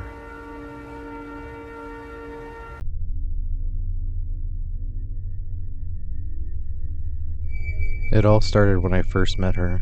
Jessica was a shy, timid girl who kept to herself, always sitting alone in the back of the classroom. I didn't pay much attention to her at first, but as time went on, I couldn't help but notice her more and more. She was very beautiful though, and I found myself glancing at her from the side of my eyes. I apologize for sounding like a creep, but I just couldn't help it. There was something about her that drew me in, something mysterious and alluring. I was finding her so attractive, and soon I found myself wanting to be with her. I finally got enough courage to ask her out. She seemed very excited, and so was I. We went out a few times, and it was incredible. She was all about me, and I loved it. I could see us having a great future together. Things were good, for a while. It wasn't until later that I discovered the truth. She was a girl obsessed with me to the point of insanity. She would do anything to be with me. to keep me close, to make me hers and hers alone. And when I say anything, I mean anything. At first, her actions were harmless enough. Jessica would leave little notes in my locker, send me text messages throughout the day, and always find a way to be near me at all times. I thought it was a sweet gesture, a sign that she was all about me. But as time went on, her behavior became more and more disturbing. I started to notice that she would follow me home from school, hiding in the bushes and watching me from a distance. She would watch me through my bedroom window when I was doing my homework. When I would catch her, she would knock on my window like she just got there. However, after the first coincidence, I started watching out, as I was starting to think she was watching me. I saw her do it many times, and I started to just ignore her to see how long she would be out there. One of the times, she was out there for 4 hours, just watching me. She would also text me at all hours of the night, even when I asked her to stop. I had to eventually turn my phone to Do Not Disturb to avoid her texts. When I would wake up and turn off Do Not Disturb, I would see hundreds of text messages asking me, "Why don't you love me? Why aren't you answering me? Do you think I'm ugly?" Things like that. For a pretty girl, she had the worst self-esteem on the planet. I tried to be gentle with her, to let her down easy, but she was relentless. One day, she cornered me in the school hallway, her eyes wild and desperate. She begged me to be with her, to love her like she loved me. I tried to tell her that I couldn't, that I didn't feel the same way, but she wouldn't listen. I told her the truth. I couldn't take it anymore. The text messages, the stalking, and staring at me through my window. I knew everything, and I didn't want to be with her anymore. No matter how beautiful she was, I was starting to be concerned for my safety. And that's when things took a turn for the worse. She started to become vindictive, lashing out at anyone who she perceived as a threat to our relationship. She would tell lies about my friends to get them in trouble, and would sabotage any new romantic relationships that I started after her. All the girls were starting to turn me down because they knew Jessica was crazy. She tried to force herself on me, but I resisted. I managed to fight her off and call the police, but by the time they arrived, it was too late. She had taken her own life, leaving behind a note that said that she couldn't live knowing I was with somebody else. And that's when I realized the true horror of what I had been dealing with. She was a girl obsessed with me to the point of madness, and she in fact did go completely mad. And now she was gone, leaving me with the guilt of what had just happened. I never spoke of her again. I never told anyone what happened. But every now and then, I catch a glimpse of her in my dreams, her eyes full of love and madness. I wonder if I'll ever be able to escape her, to live a normal life without the constant memory of what she had done.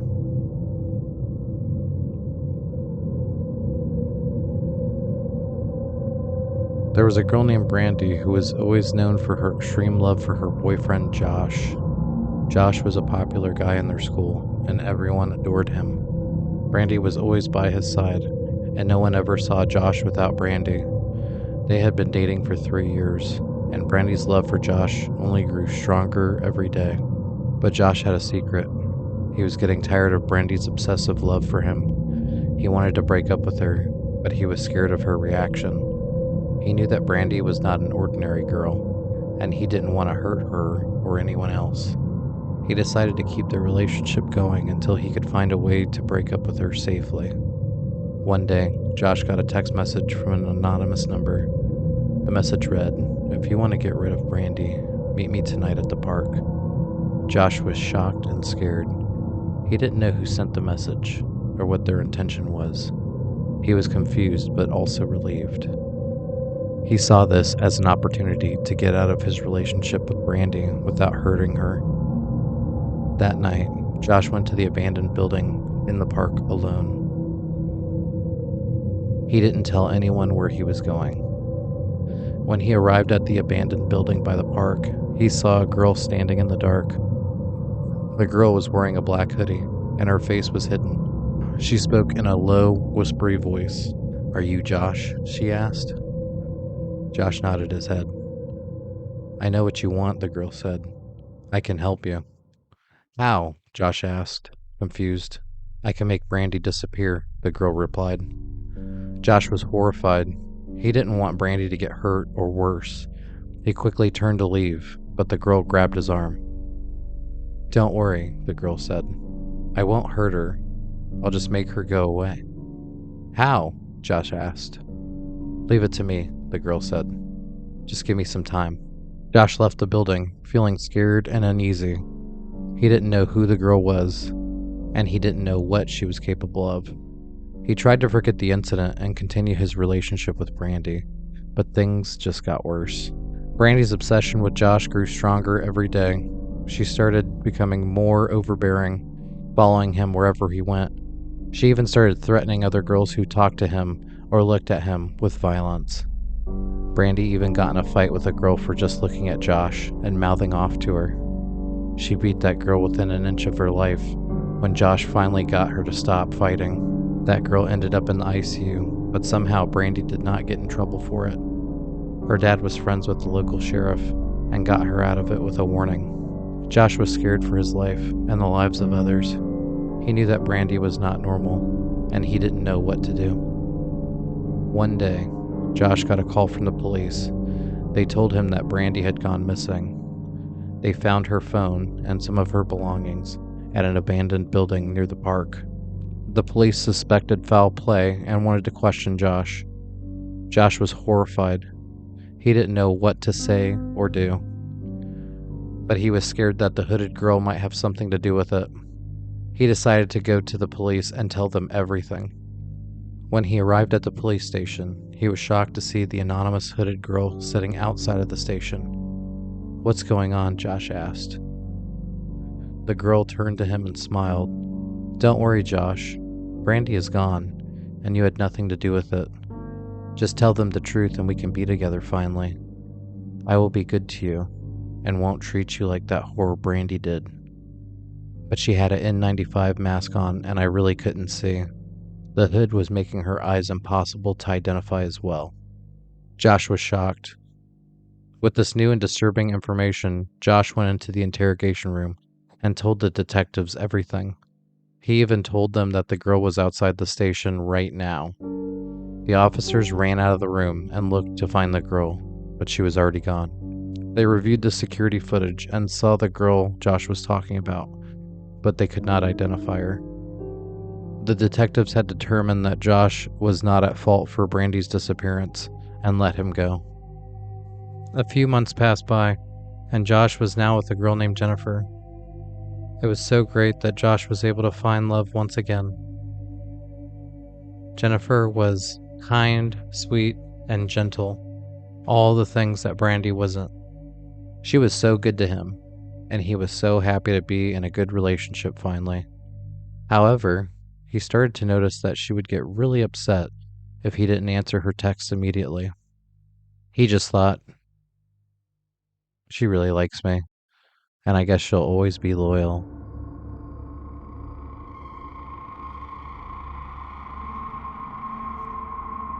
There was a girl named Destiny who had always been a bit obsessive about her crushes. She would follow them around, taking pictures and videos of them without their knowledge, and write down their names on every available surface she could find. Like Destiny and Guy's name, together forever, stuff like that. She had amassed thousands of pictures and videos of different guys. She would stalk them until she found a better looking guy that she desired to be with more than the previous one. But it wasn't until she met her latest crush, a guy named Grayson, that would finally result in her going all the way with her obsessions. She wanted to actually be with this one. Destiny was convinced that Grayson was her soulmate, the only person in the world who would ever truly understand her. However, she started out way too strong for anyone, but especially Grayson. She would leave notes for him in places he would usually go, professing her undying love and begging him to notice her. He thought this was some kind of joke. No one is this nuts. This must have been his friends playing a joke on him. Once, he accidentally met Destiny and realized that it wasn't a joke, and he was terrified. Grayson was not interested in her at all, and in fact, found her behavior more than a little unsettling. But Destiny refused to give up. She started stalking Grayson everywhere he went, watching him from a distance and taking notes on his daily schedule from morning to night. She even broke into his house one night, just to see what it would feel like to be close to him, and that's when she found something that made her blood run cold. In Grayson's bedroom, Destiny found a collection of photos and notes that he had been keeping about her. There were naked photos of her in the shower and in her bedroom. She did like to be naked whenever possible, but was surprised that Grayson was able to get such great pictures of her without her knowledge. If she would have known, she would just let him come in and take all the pictures he wanted. She loved him that much. He had been following her too, watching her every move and taking videos of her without her knowledge. Brandy was shocked and horrified, but also a little bit excited. Maybe Grayson did love her after all, in his own twisted way. This made her undying love for him that much more. From that moment on, Destiny's obsession with Grayson spiraled out of control. She would break into his house regularly. She started trying on his clothes and cologne, and even went as far as to dye her hair to match his color. And all the while, Grayson remained distant and would not just admit that he was obsessed with her too. This was irritating her. She was getting really mad, and he was being such a selfish prick and wouldn't just love her. She was too nervous to confront him though, and just let her feelings tear her apart. One day, Destiny decided enough was enough. She was tired of waiting for Grayson to notice her. She was tired of waiting for Grayson to admit his true feelings, so she decided to take matters into her own hands. She broke into his house again, this time armed with a knife, and waited for him to come home. When he finally did, she pounced on him, intent on making him love her no matter what. Grayson fought back, but Destiny was too strong and too desperate to be deterred. She stabbed him repeatedly, each thrust of her knife fueling her delusional belief that they were meant to be together. And when she was finally done, she sat down next to his lifeless body and smiled. Destiny was finally happy, because she knew that Grayson would never be able to leave her. They would be together forever, just as she always wanted. And even though the police eventually caught up to her and locked her away for the rest of her life, Destiny didn't care. She had achieved her ultimate goal, and that's all that mattered.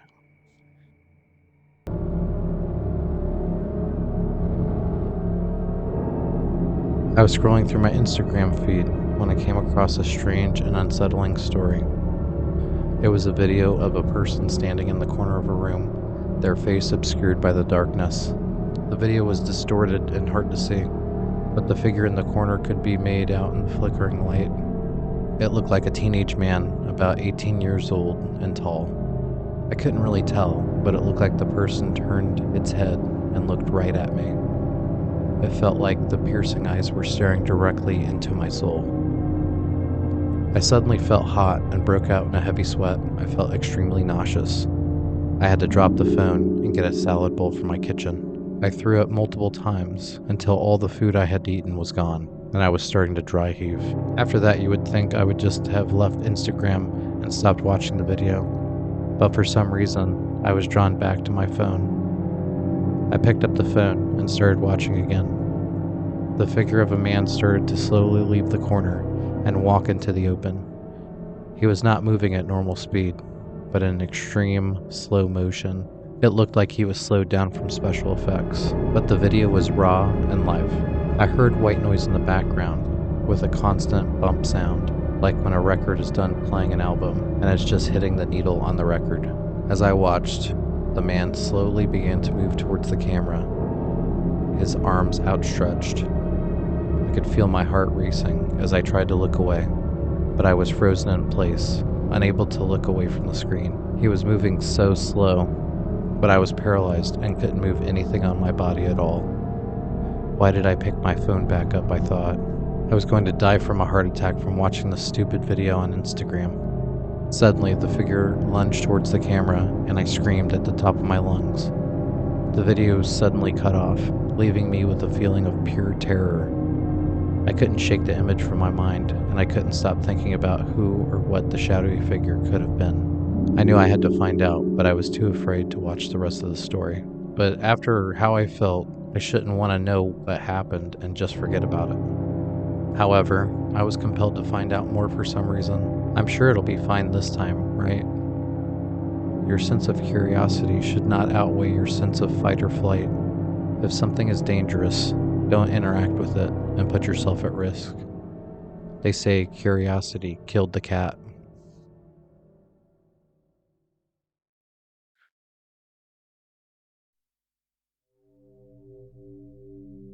There was loud thunder and streaks of lightning outside. It was predicted to be a major storm, and it was best not to go out in this mess. The rain was coming down pretty hard, and I enjoyed the rhythmic sounds of nature providing life to the world, washing away the dirty grime of the city. It was a great night to get under the covers and scroll through my Instagram feed. I had been scrolling through my Instagram for a while when I noticed that I saw something move from my peripheral vision. I suddenly got the feeling that someone was watching me. Seeing something move in the dark from my side began to be more frequent.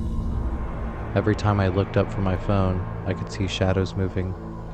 However, every time I looked up from my phone, I didn't see anything. I tried to ignore it, but it was getting harder and harder to do. I turned the lights on and looked around the room. I did not see anything on the sides or underneath my bed. I turned the lights back off and tried to get back into cuddle mode again. I was scrolling through my Instagram feed, trying to distract myself, when I saw a post from a user I didn't recognize. The image was a black and white photograph of a man standing in the woods. His face was obscured by the darkness, but I could see the outlines of his body and trees behind it. I felt a chill run down my spine as I looked closer. The man seemed to be staring at me directly, and there was something unsettling about the way he looked. The black and white post suddenly came to life and had motion. It was like the art picture motion that has become popular on different apps. The background was moving, and the hooded man began to walk forward towards me. I was intrigued, but also concerned. The man started to get really close to my screen, filling up the picture almost completely. I quickly closed the app and turned off my phone, trying to shake off the creepy feeling of dread that had settled over me. I knew after that I wouldn't be able to sleep that night. Suddenly, I heard a whooshing sound outside. I peeked through the blinds to see what was making that noise. There was a man with a hood, looking right at me. He was starting to slowly walk towards my house.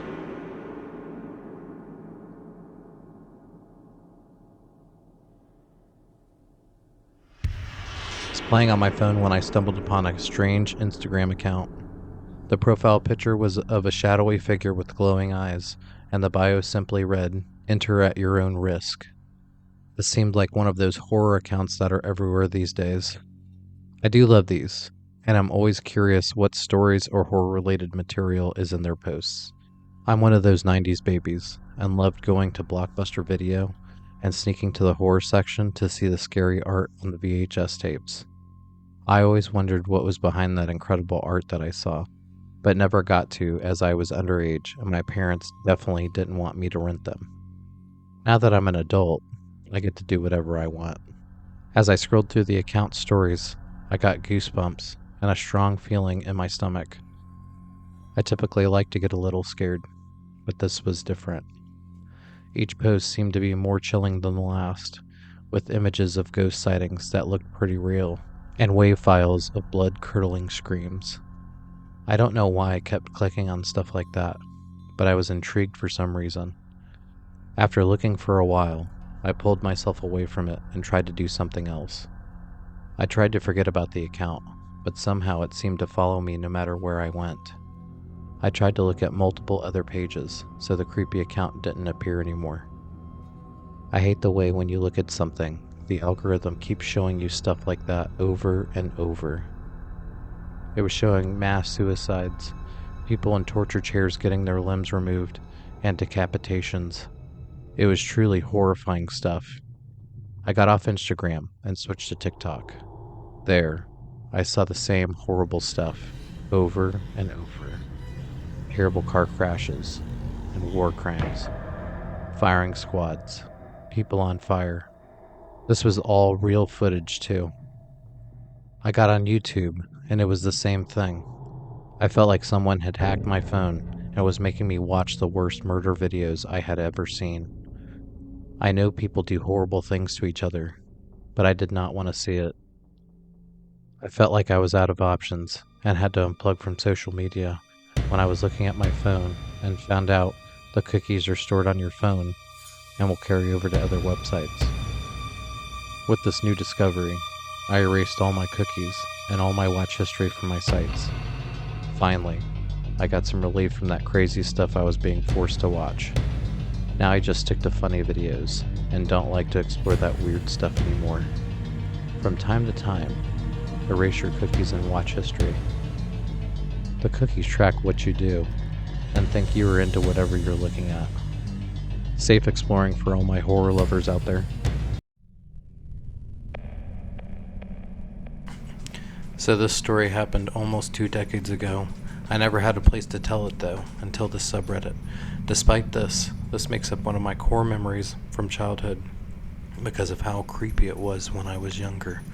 Apologies for the formatting. I'm on mobile. It was around 2008. Me, my mom, my dad, and my brother were on a bus to go to a very popular and well-known mall when I was around the age of 4. At the time, we didn't have a car, so we had to take a few buses where we lived to get to this mall.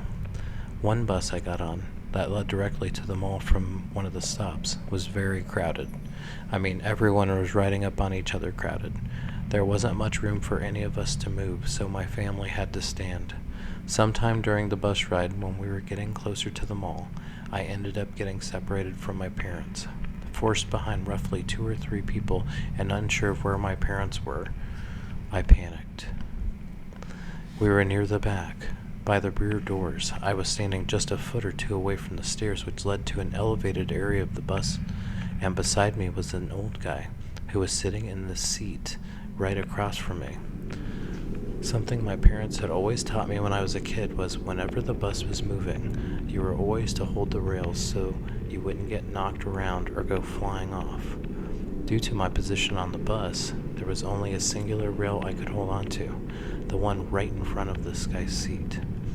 Because of what I was taught, I naturally held on to it so I wouldn't bump into people in front of me.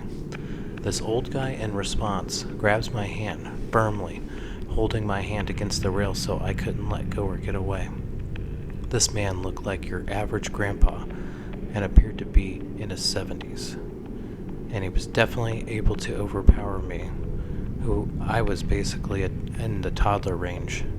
The facial expression this man gave to me was forever engraved into my mind. I can never unsee it. Instead of a gentle smile like an old grandpa would make at a child, this grin was much more sinister, and he laughed at me in response, trying to get my hand free once the bus had stopped and the doors were open.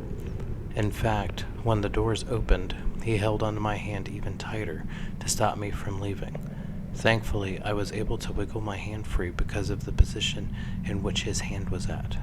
I never had a chance to tell anyone this story, so Reddit, here you go. Old guy, let's not meet again.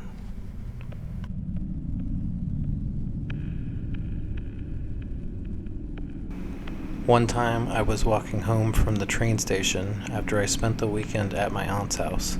It was about 11 p.m. at night and very dark outside. When I was almost home, I noticed a guy on crutches in front of me, who walked in the same direction, then stopped every couple of meters to turn around and look at me before continuing to walk on. Since he was walking with a limp, I quickly passed him. When I did, he stopped walking and grinned at me in a very creepy way. I kept moving.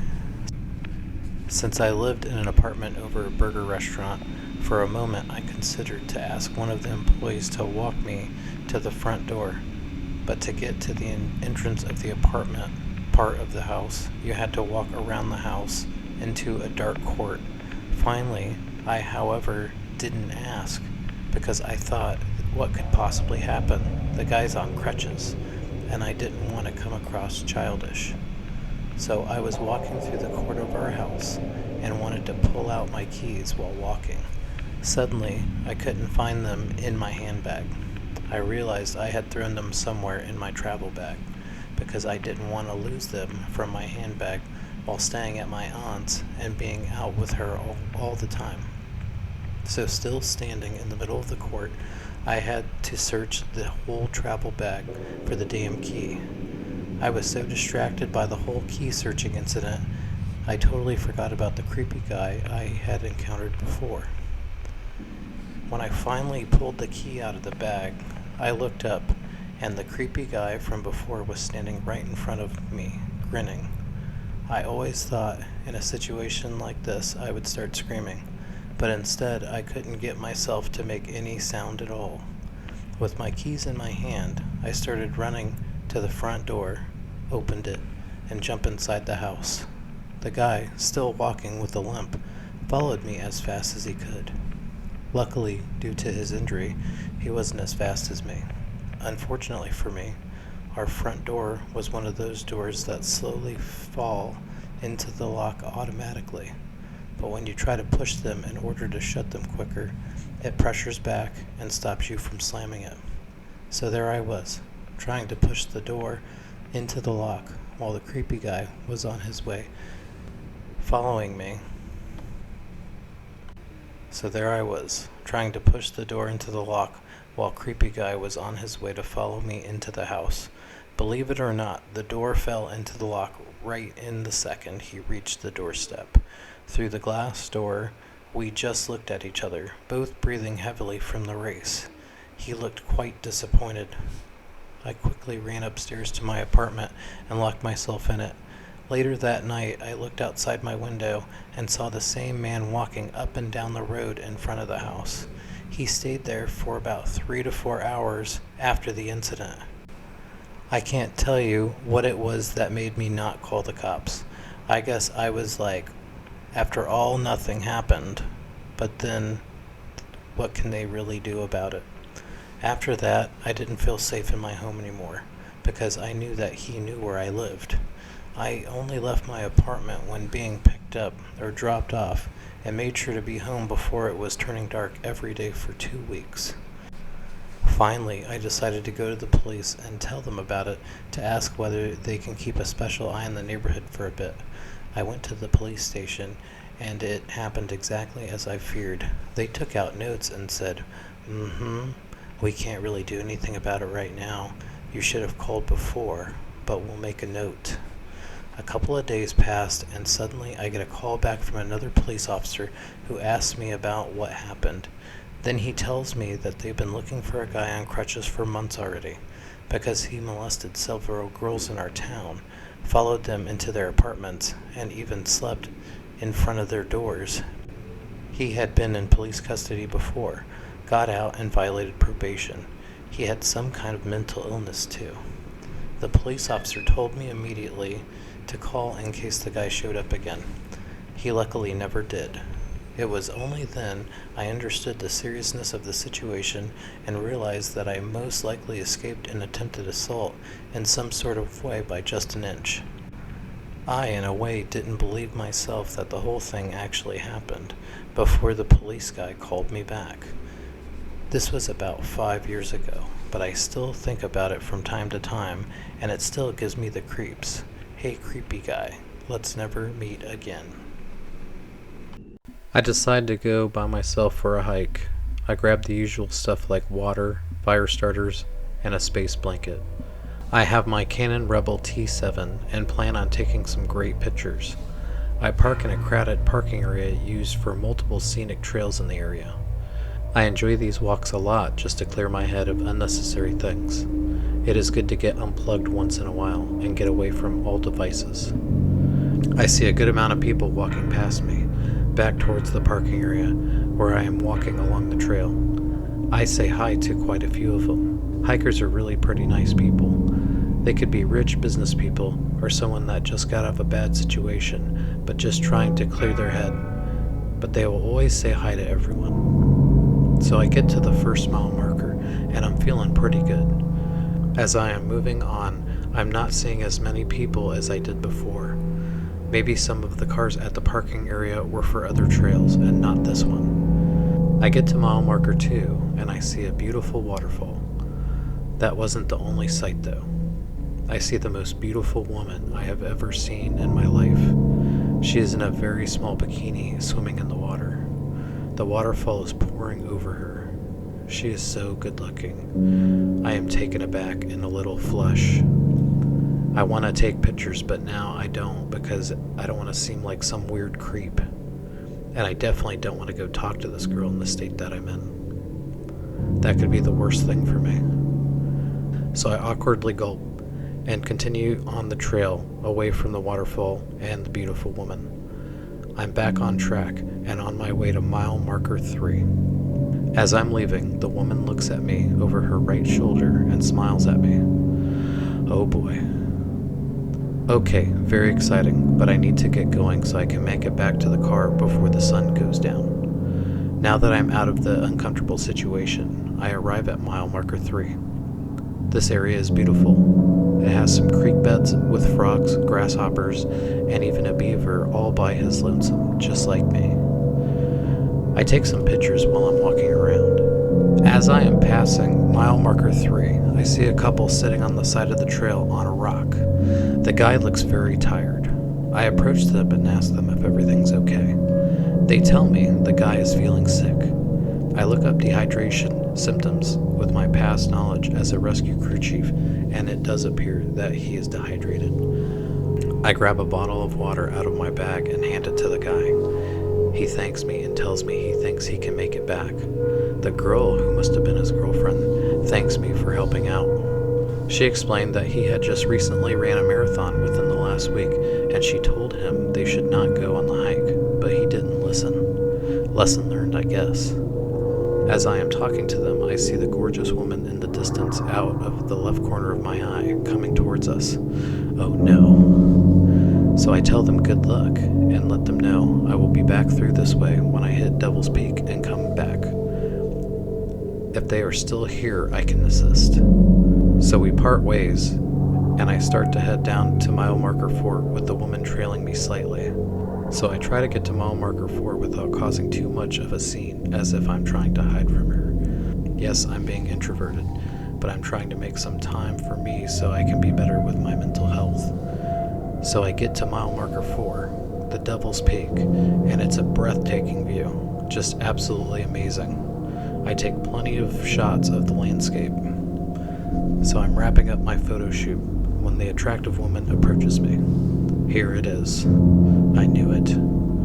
I tried to escape this, but here we go. She says hello, and her voice is one of a kind beautiful. I awkwardly say hi and try not to look so weird. She giggles and says it's nice to meet me.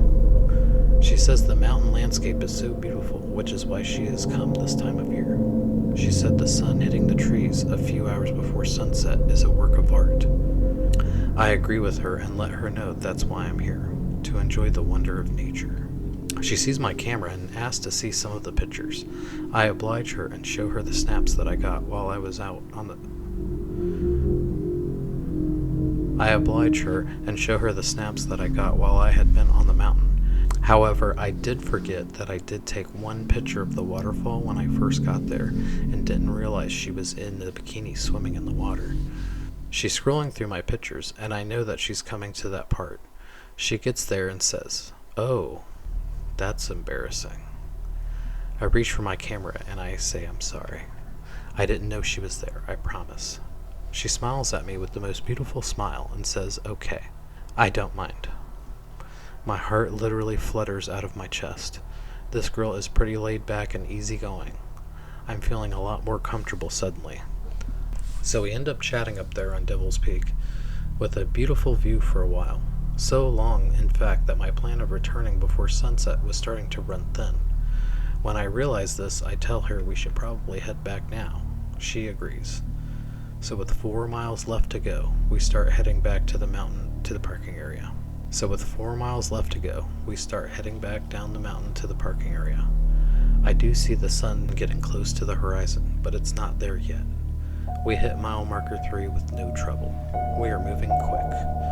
We get to mile marker 2, and I think we have time to at least take a couple of shots of the waterfall before we head down. Jessica says now you can take pictures without me in them this time. We both laugh about it, and I smile for the first time in a long time. I guess I have been pretty self-loathing, in a perpetual state of self-destruction, and somehow now I'm getting out of it. I guess I had accomplished my mission after all, of getting over the dreadful feeling of being left and worthless. I laugh and tell Jessica I will just be a minute. I take some good shots and wrap it up. We start heading down past mile marker 2 now. The sun is setting now, but there is an hour of nautical twilight we can use to our advantage to navigate the rest of the way. When the sun sets, it still shines around the curvature of the earth for an hour before it gets completely dark. So with that, I know I have an hour before I have to pull out my flashlight and navigate the rest of the way. That won't be the end of the world because we will almost be at the parking lot. I feel like Jessica and I have so much in common. She even lets me know that she had gone to the mountain because of a bad breakup she recently had and was trying her best to be alone and think about life. I told her I was doing the exact same thing. As we are getting to about the half-mile mark, I saw a string of red droplets going off the right side of the trail. I pointed it out to Jessica, and we both look at each other like, let's check it out real quick and then get back on our way just in case. We followed the trail of red oozy liquid to the man I met earlier that was dehydrated. The guy is now covered in blood and having agonal gasps. He's still alive. This is why I love Jessica to this very day. We both immediately rush to give him a quick assessment. He has some stab wounds. We stop the bleeding, but there's still some blood coming out. It's just not gushing anymore. We put him in a chair carry and go as fast as we can to the car. We hit the quarter mile and we are almost there. We have cell phone reception again in this area, so Jessica calls 911 and tells them we have a man that looks like he's been stabbed, that's breathing very heavily. She says, please meet us at the parking area for Devil's Peak. The police and ambulance report that they're on their way. We're going as fast as we possibly can because his life hangs in the balance. We don't know how this happened and we don't know where his girlfriend is, but none of that matters anymore. He needs to get to the hospital. We see the parking area in the distance and we are almost there. The man coughs and spews up blood. Please don't die, I thought. We get there and the paramedics are there waiting for us. Miraculously, they are able to stabilize him and get him to an emergency bed for transport. This is amazing. We did it. Jessica and I look at each other like we had just accomplished an amazing goal together. There was something really special between us, I thought. When the guy was stabilized, he told us that he thought he was dead. He said, earlier I wasn't feeling good, and I think I figured out why. I think my girlfriend's been poisoning me. Since I met her, I have been sick more than ever. In the last month, I've been coming down with a weird illness. It has happened multiple times, and it always seems to be after I eat her special soup, lobster bisque that she makes. It always tastes the same, but it consistently has a slightly weird taste in its background.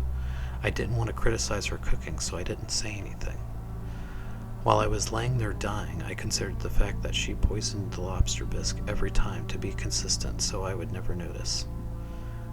Why she's poisoning me, I don't know, but I do know that she's a very controlling person.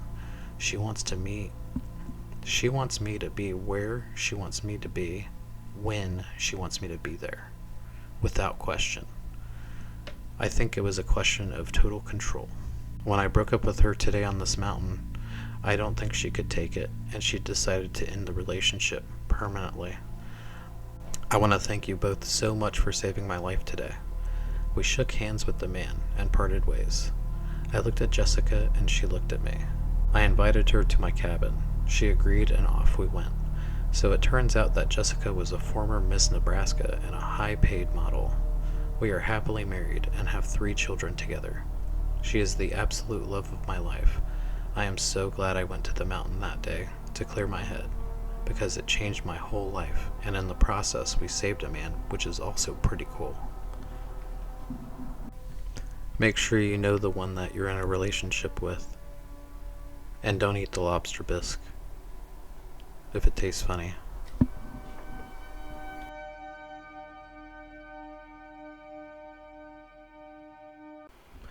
Who is the New Year's Eve stalker? It's an urban legend that has been heard for many, many years in many towns. The New Year's Eve stalker looks for someone who doesn't have anyone special in their life, but finds someone the night of New Year's Eve. If something happens, that negatively impacts the meetup, and it leads to that person not having anyone to kiss at midnight.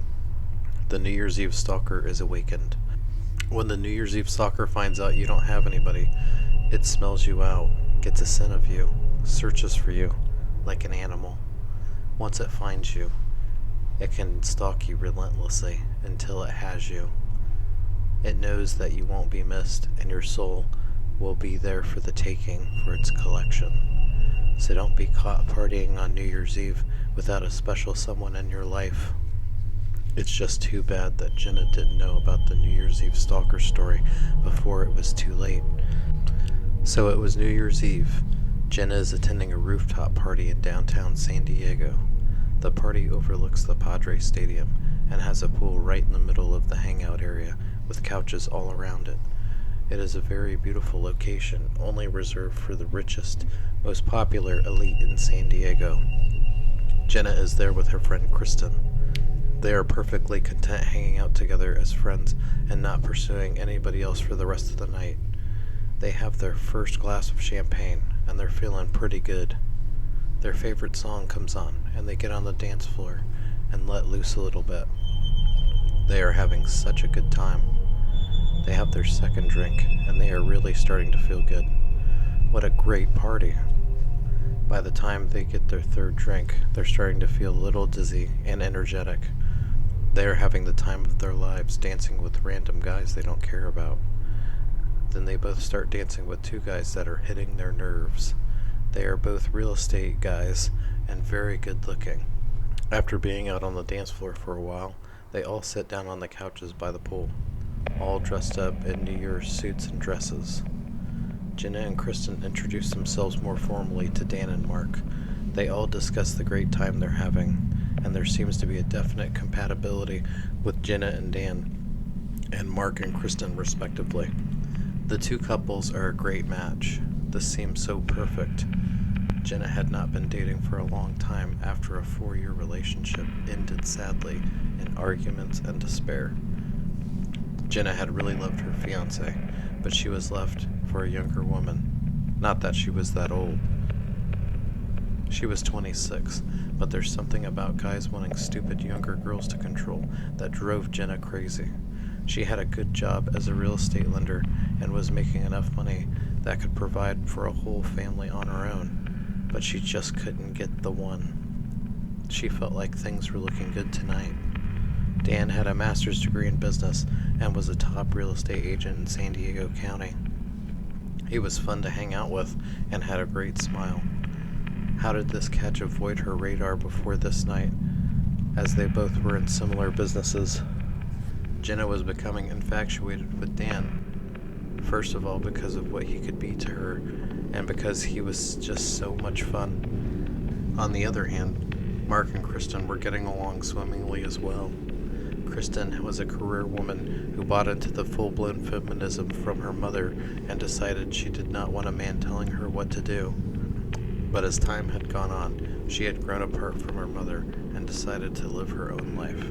And now, sitting across from her on the couch was Mark, who had all the boxes checked that she desired. He was smart, disciplined, and rich. What can I say? Kristen liked money and saw Mark as a very safe bet. The clock struck 11, and they all had another glass of champagne. Cheers, they all said to each other as they drank the glass. The DJ stops playing music and starts talking on the microphone. Hey, attention everybody. It's 11 o'clock.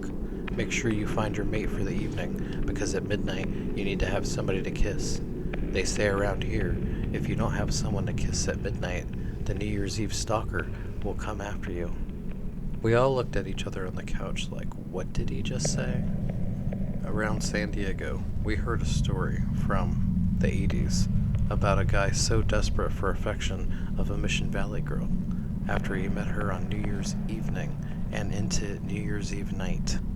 They were a match made in heaven. However, when alcohol's involved, people forget what's important to them. When the clock struck midnight, he caught her with another man at a club dance floor at the Gas Lamp District. The man was so angry, he murdered both of them with a knife and took his own life right there on the dance floor.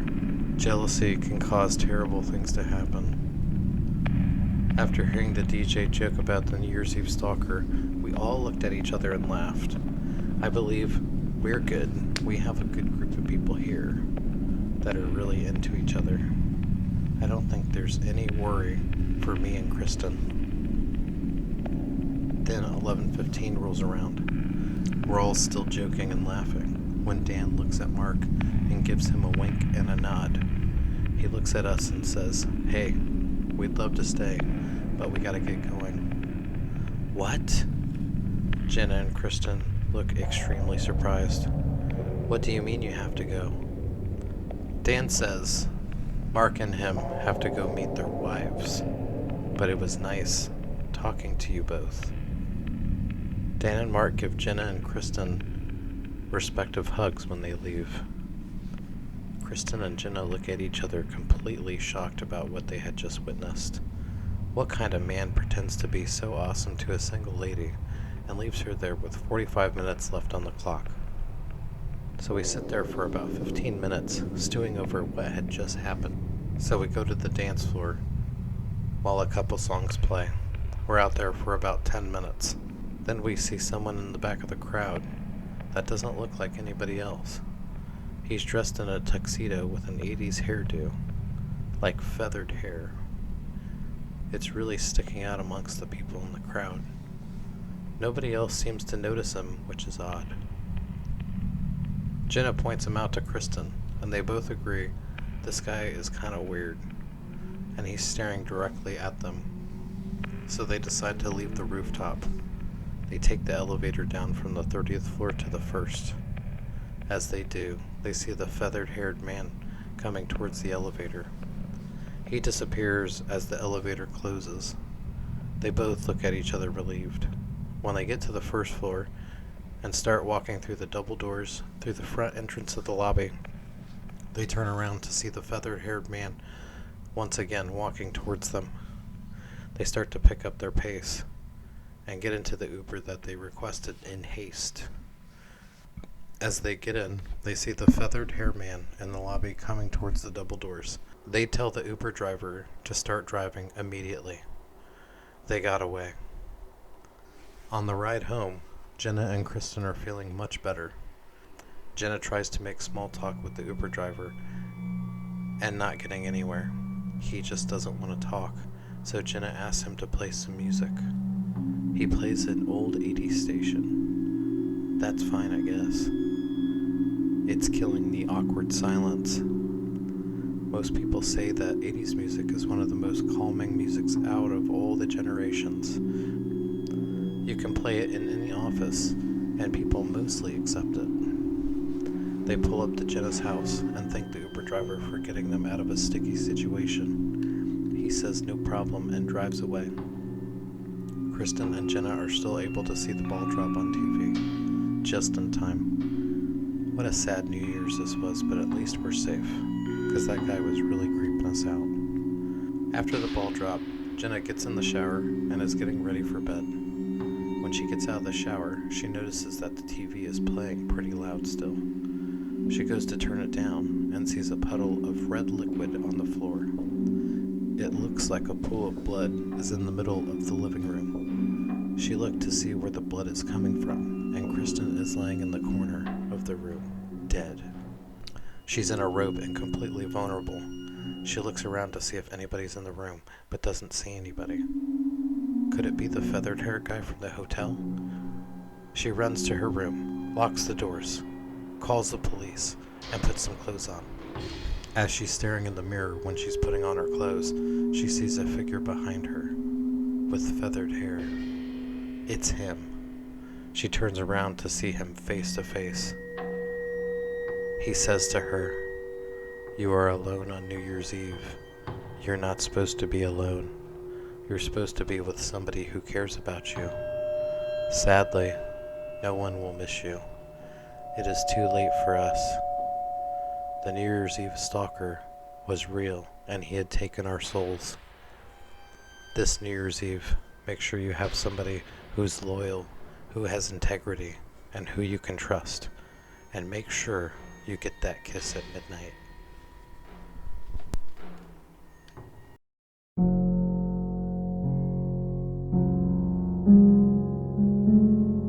A group of friends decided to spend the night at an old, abandoned mansion on the outskirts of town. This mansion had been abandoned for quite some time, maybe 30 years.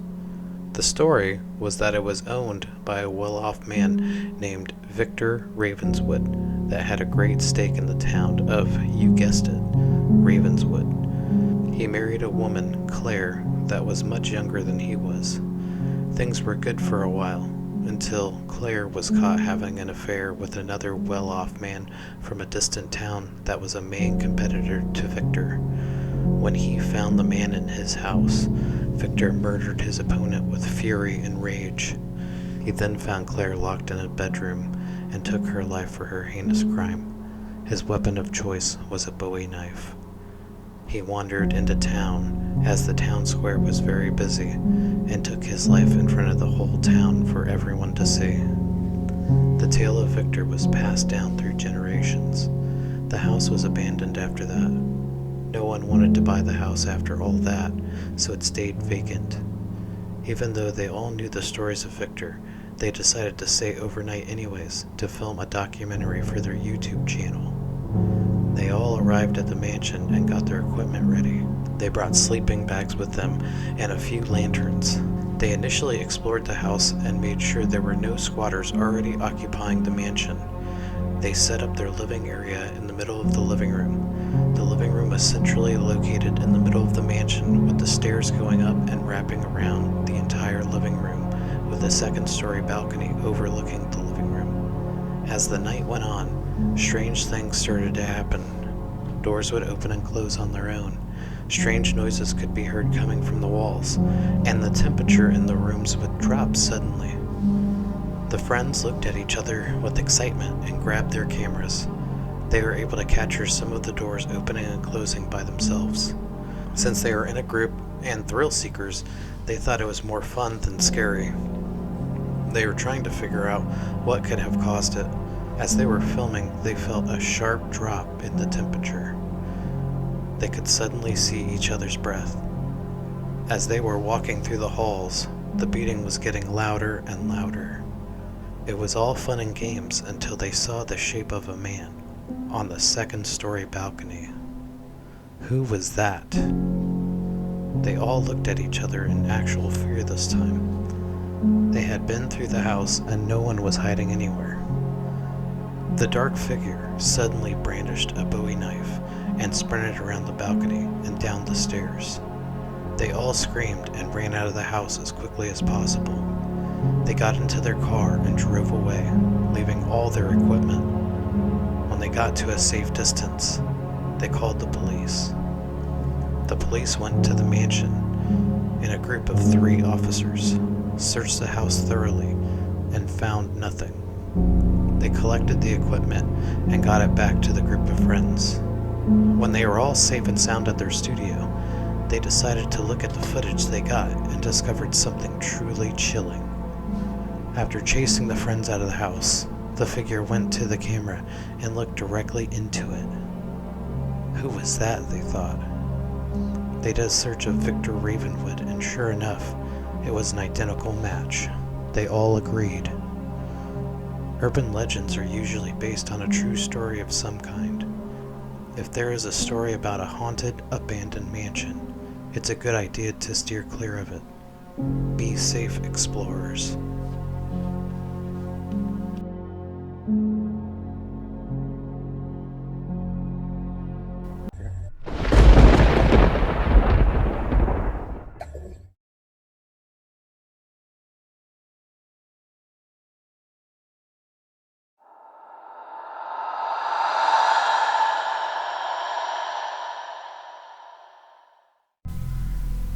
I had been searching for a new dresser for weeks, scouring various online marketplaces and thrift stores.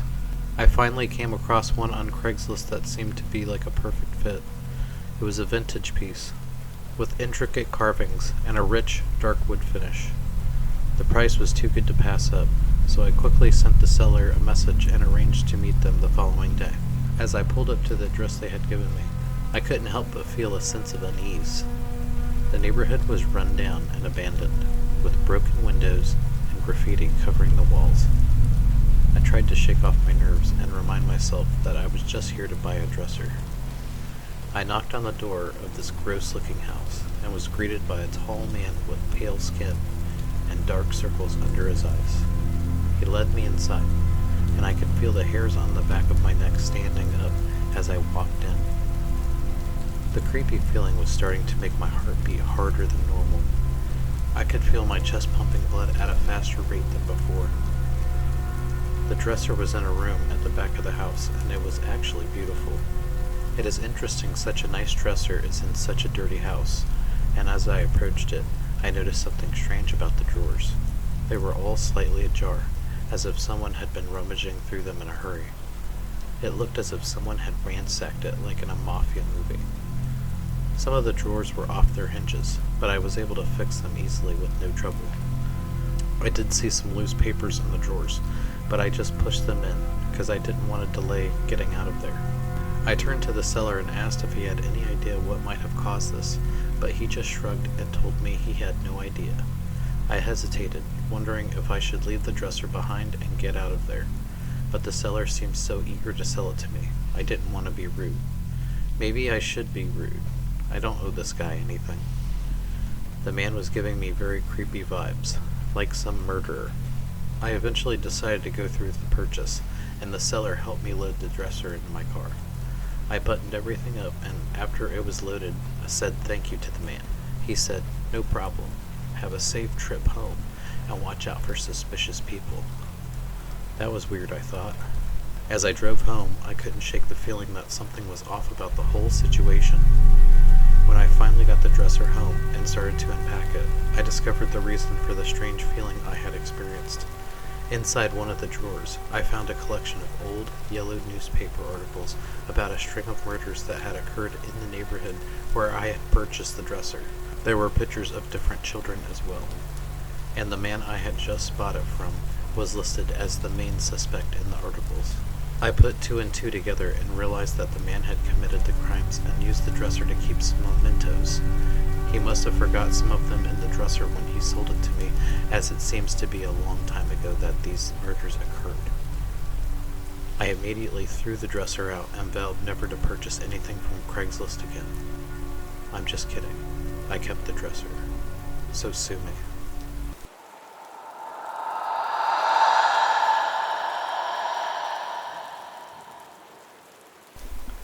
I had been searching for a new desk for my home office for a few weeks, and finally found the perfect one on Craigslist.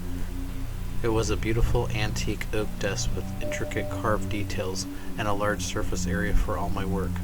The seller seemed legitimate and had good reviews, so I decided to take a chance and buy it. I arranged to meet the seller at a local storage unit to pick up the desk. When I arrived, I was greeted by a sketchy-looking man who seemed nervous and agitated. He led me to a dark corner of the storage unit and pointed to the desk covered with a dirty tarp. I was hoping that the desk would be in better shape than the rest of the contents of the storage unit. We will see. As I lifted the tarp to inspect the desk, the condition of the desk did look pretty good. However, upon further inspection, I noticed some strange symbols etched into the wood in various locations. One of the etchings was clearly a pentagram, a symbol of the devil. It was then that I realized I had made a terrible mistake. I had done my homework and even checked seller reviews. With the man's nervous behavior, I was starting to wonder if this was the seller after all. I tried to back away and leave, but the seller grabbed me by the arm. His intentions were to lock me in the storage unit. I broke free and kicked him in the shins. I closed the storage unit on him, locking him inside as he planned for me all along. I quickly gathered my things and fled the storage unit. As I was driving out, I saw a car filled with large, scary individuals driving past me. We locked eyes and I hit the gas. I pulled out my phone and called the police right there. The car made an aggressive U-turn and started following me. I told the dispatcher where I was, and I was being pursued by a car behind me. The dispatcher told me to stay on the phone until the police met up with my vehicle. Within a few minutes, 2 police cars pulled over my pursuer and arrested them all. I told the police about the guy locked in the storage unit, and they picked him up as well. In conclusion, the seller was not a legitimate seller at all, but a member of a satanic cult using Craigslist to sell cursed objects to unsuspecting buyers. I am not sure how the group hacked someone's Craigslist account to post an ad for an ambush, but they did, and I was none the wiser.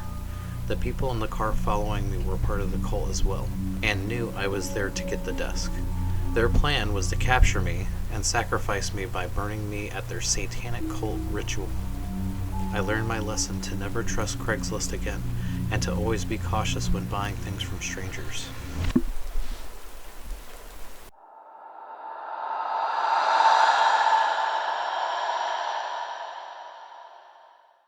I had always been a bit of a bargain hunter, so when I saw a listing on Craigslist for a vintage dresser at a steal of a price, I couldn't resist. The seller lived in a secluded part of town, but I figured it was worth the drive to save some money. As I drove down the winding, tree-lined road, I couldn't shake the feeling that something wasn't quite right.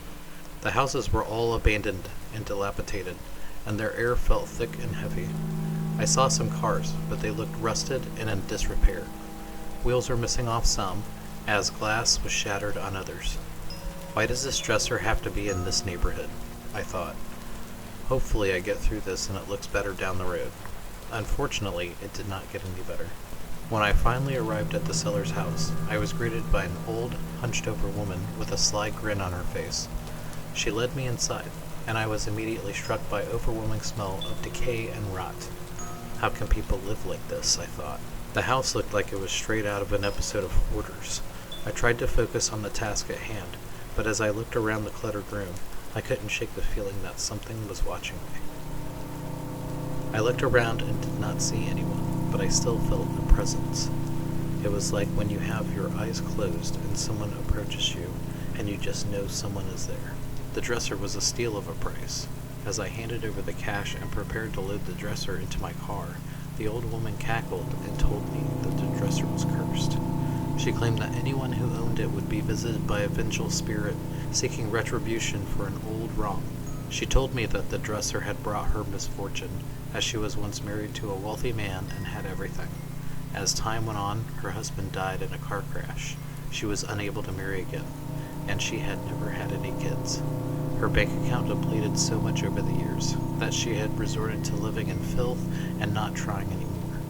She blamed it all on the dresser. I laughed it off, thinking it was just an old woman's crazy ramblings. I didn't believe in any of that stuff.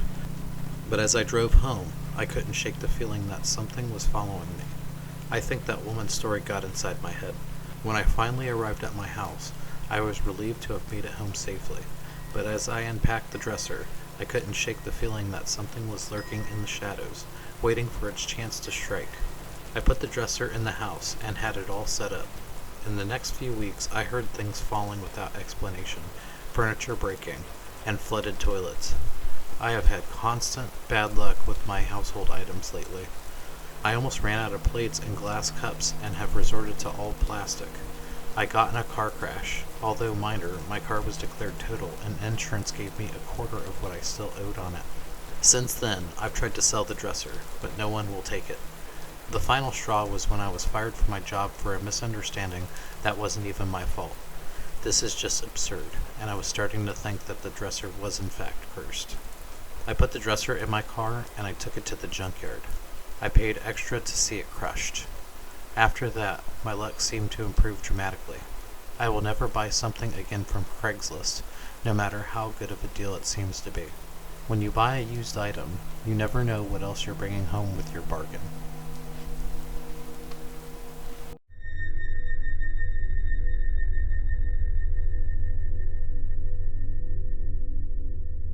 Urban legends are a horrific story or piece of information circulated as though true, especially one assumed to involve someone vaguely related or known to the teller. It is typically a fictional story, rooted in modern popular culture. For a small fishing town, it would be natural to have some interesting urban legend. A young couple is out on a date, driving around in their car. The town is a fishing hub in the northeast coast. There are a lot of secluded areas they could choose to hang out and have a little fun. They decide to park at an old, well-known makeout spot by a lake called Spivey Point. I know what you were thinking. Do people really still put their phones down and go to makeout spots? Sure they do. When they still live with their parents and need a place to go find a secluded spot to partake in displays of public affection, they do it. They get to a nice spot overlooking the town at Spivey Point and park the car. The guy gets out of the car, takes a flashlight, and looks around to make sure it is in fact secluded. The worst thing would be to park right next to some creeper in the middle of the woods. He gets back in the car and starts to woo his girlfriend. As they start to get intimate, they hear a strange scratching sound on the car door. It sounds like metal scratching on the side of the car. Since they are on a mountain, there are some gusty winds they have been hearing the whole time they've been there, but this for some reason was different. The sound drags on the car and sharply stops towards the aft right fender. The girl becomes frightened and begs her boyfriend to take her home, but he dismisses her fears and tries to calm her down. As the scratching grows louder and more insistent, the girl becomes more and more panicked. The boyfriend notices and has a concerned look on his face. He is thinking at least the doors are locked. At this point, there is something happening. Finally, the boyfriend agrees to take her home, and they quickly turn on the car. After a couple of turns, they start the car and start driving forward. As they are pulling away, the back right car door handle is pulled by someone or something. The boyfriend steps on the gas more aggressively. As they drive away from the spot they had been hanging out for 30 minutes, they see a tall, dark figure in the rearview mirror holding a hook in its hand. The hook must have been the instrument used to make the metal-on-metal sounds they were hearing. This was extremely unnerving, as they were in close proximity next to this figure when they were in the middle of nowhere alone. They were not, in fact, alone. After a drive that felt very lengthy, they both made it home safely, but they were terrified by the experience. Who was the person at Spivey Point that they saw? They tell their friends and family about the Hook Man, and the story spreads like wildfire. Soon, everyone in town is warning each other not to park at Spivey Point at night, lest they too fall victim to the Hook Man. Curious still, they do some research and look up stories related to Spivey Point in the last 100 years. They discover that there was a murder at Spivey Point in the 1960s. A local fisherman was murdered in his car when he was with his girlfriend. The murderer was the girl's father. The fisherman's name was Jason Garvey. He was a well-liked man in town. His girlfriend was Stephanie Summers. She was known in the town as a promiscuous woman. Stephanie had flattered and convinced Jason to take her out and talked him into going to Spivey Point. Thinking he found love, he was willing to do just about anything for her. He did not know that Stephanie's father had followed them both. Upset at Stephanie's reputation around town, her father confronted her in a fit of rage. When the father pulled his daughter out of the car, Jason tried to protect her, only to end up being penetrated by a rusty hook. With the damage already done, Stephanie and her father buried the body of Jason Garvey at a secluded location up at Spivey Point. They had gotten away with the whole thing for a long time, until someone purchased the land right where the body was buried and found it when digging up the land to plant crops. Evidence tied Stephanie and her father to the murder, and they were sentenced for life. It is said that Jason lurks around Spivey Point, seeking revenge for his death. Unfortunately, he is seeking the wrong people. Don't go out to Spivey Point. You might just end up coming face to face with the Hookman, Jason Garvey. If you want to make out somewhere, get a room.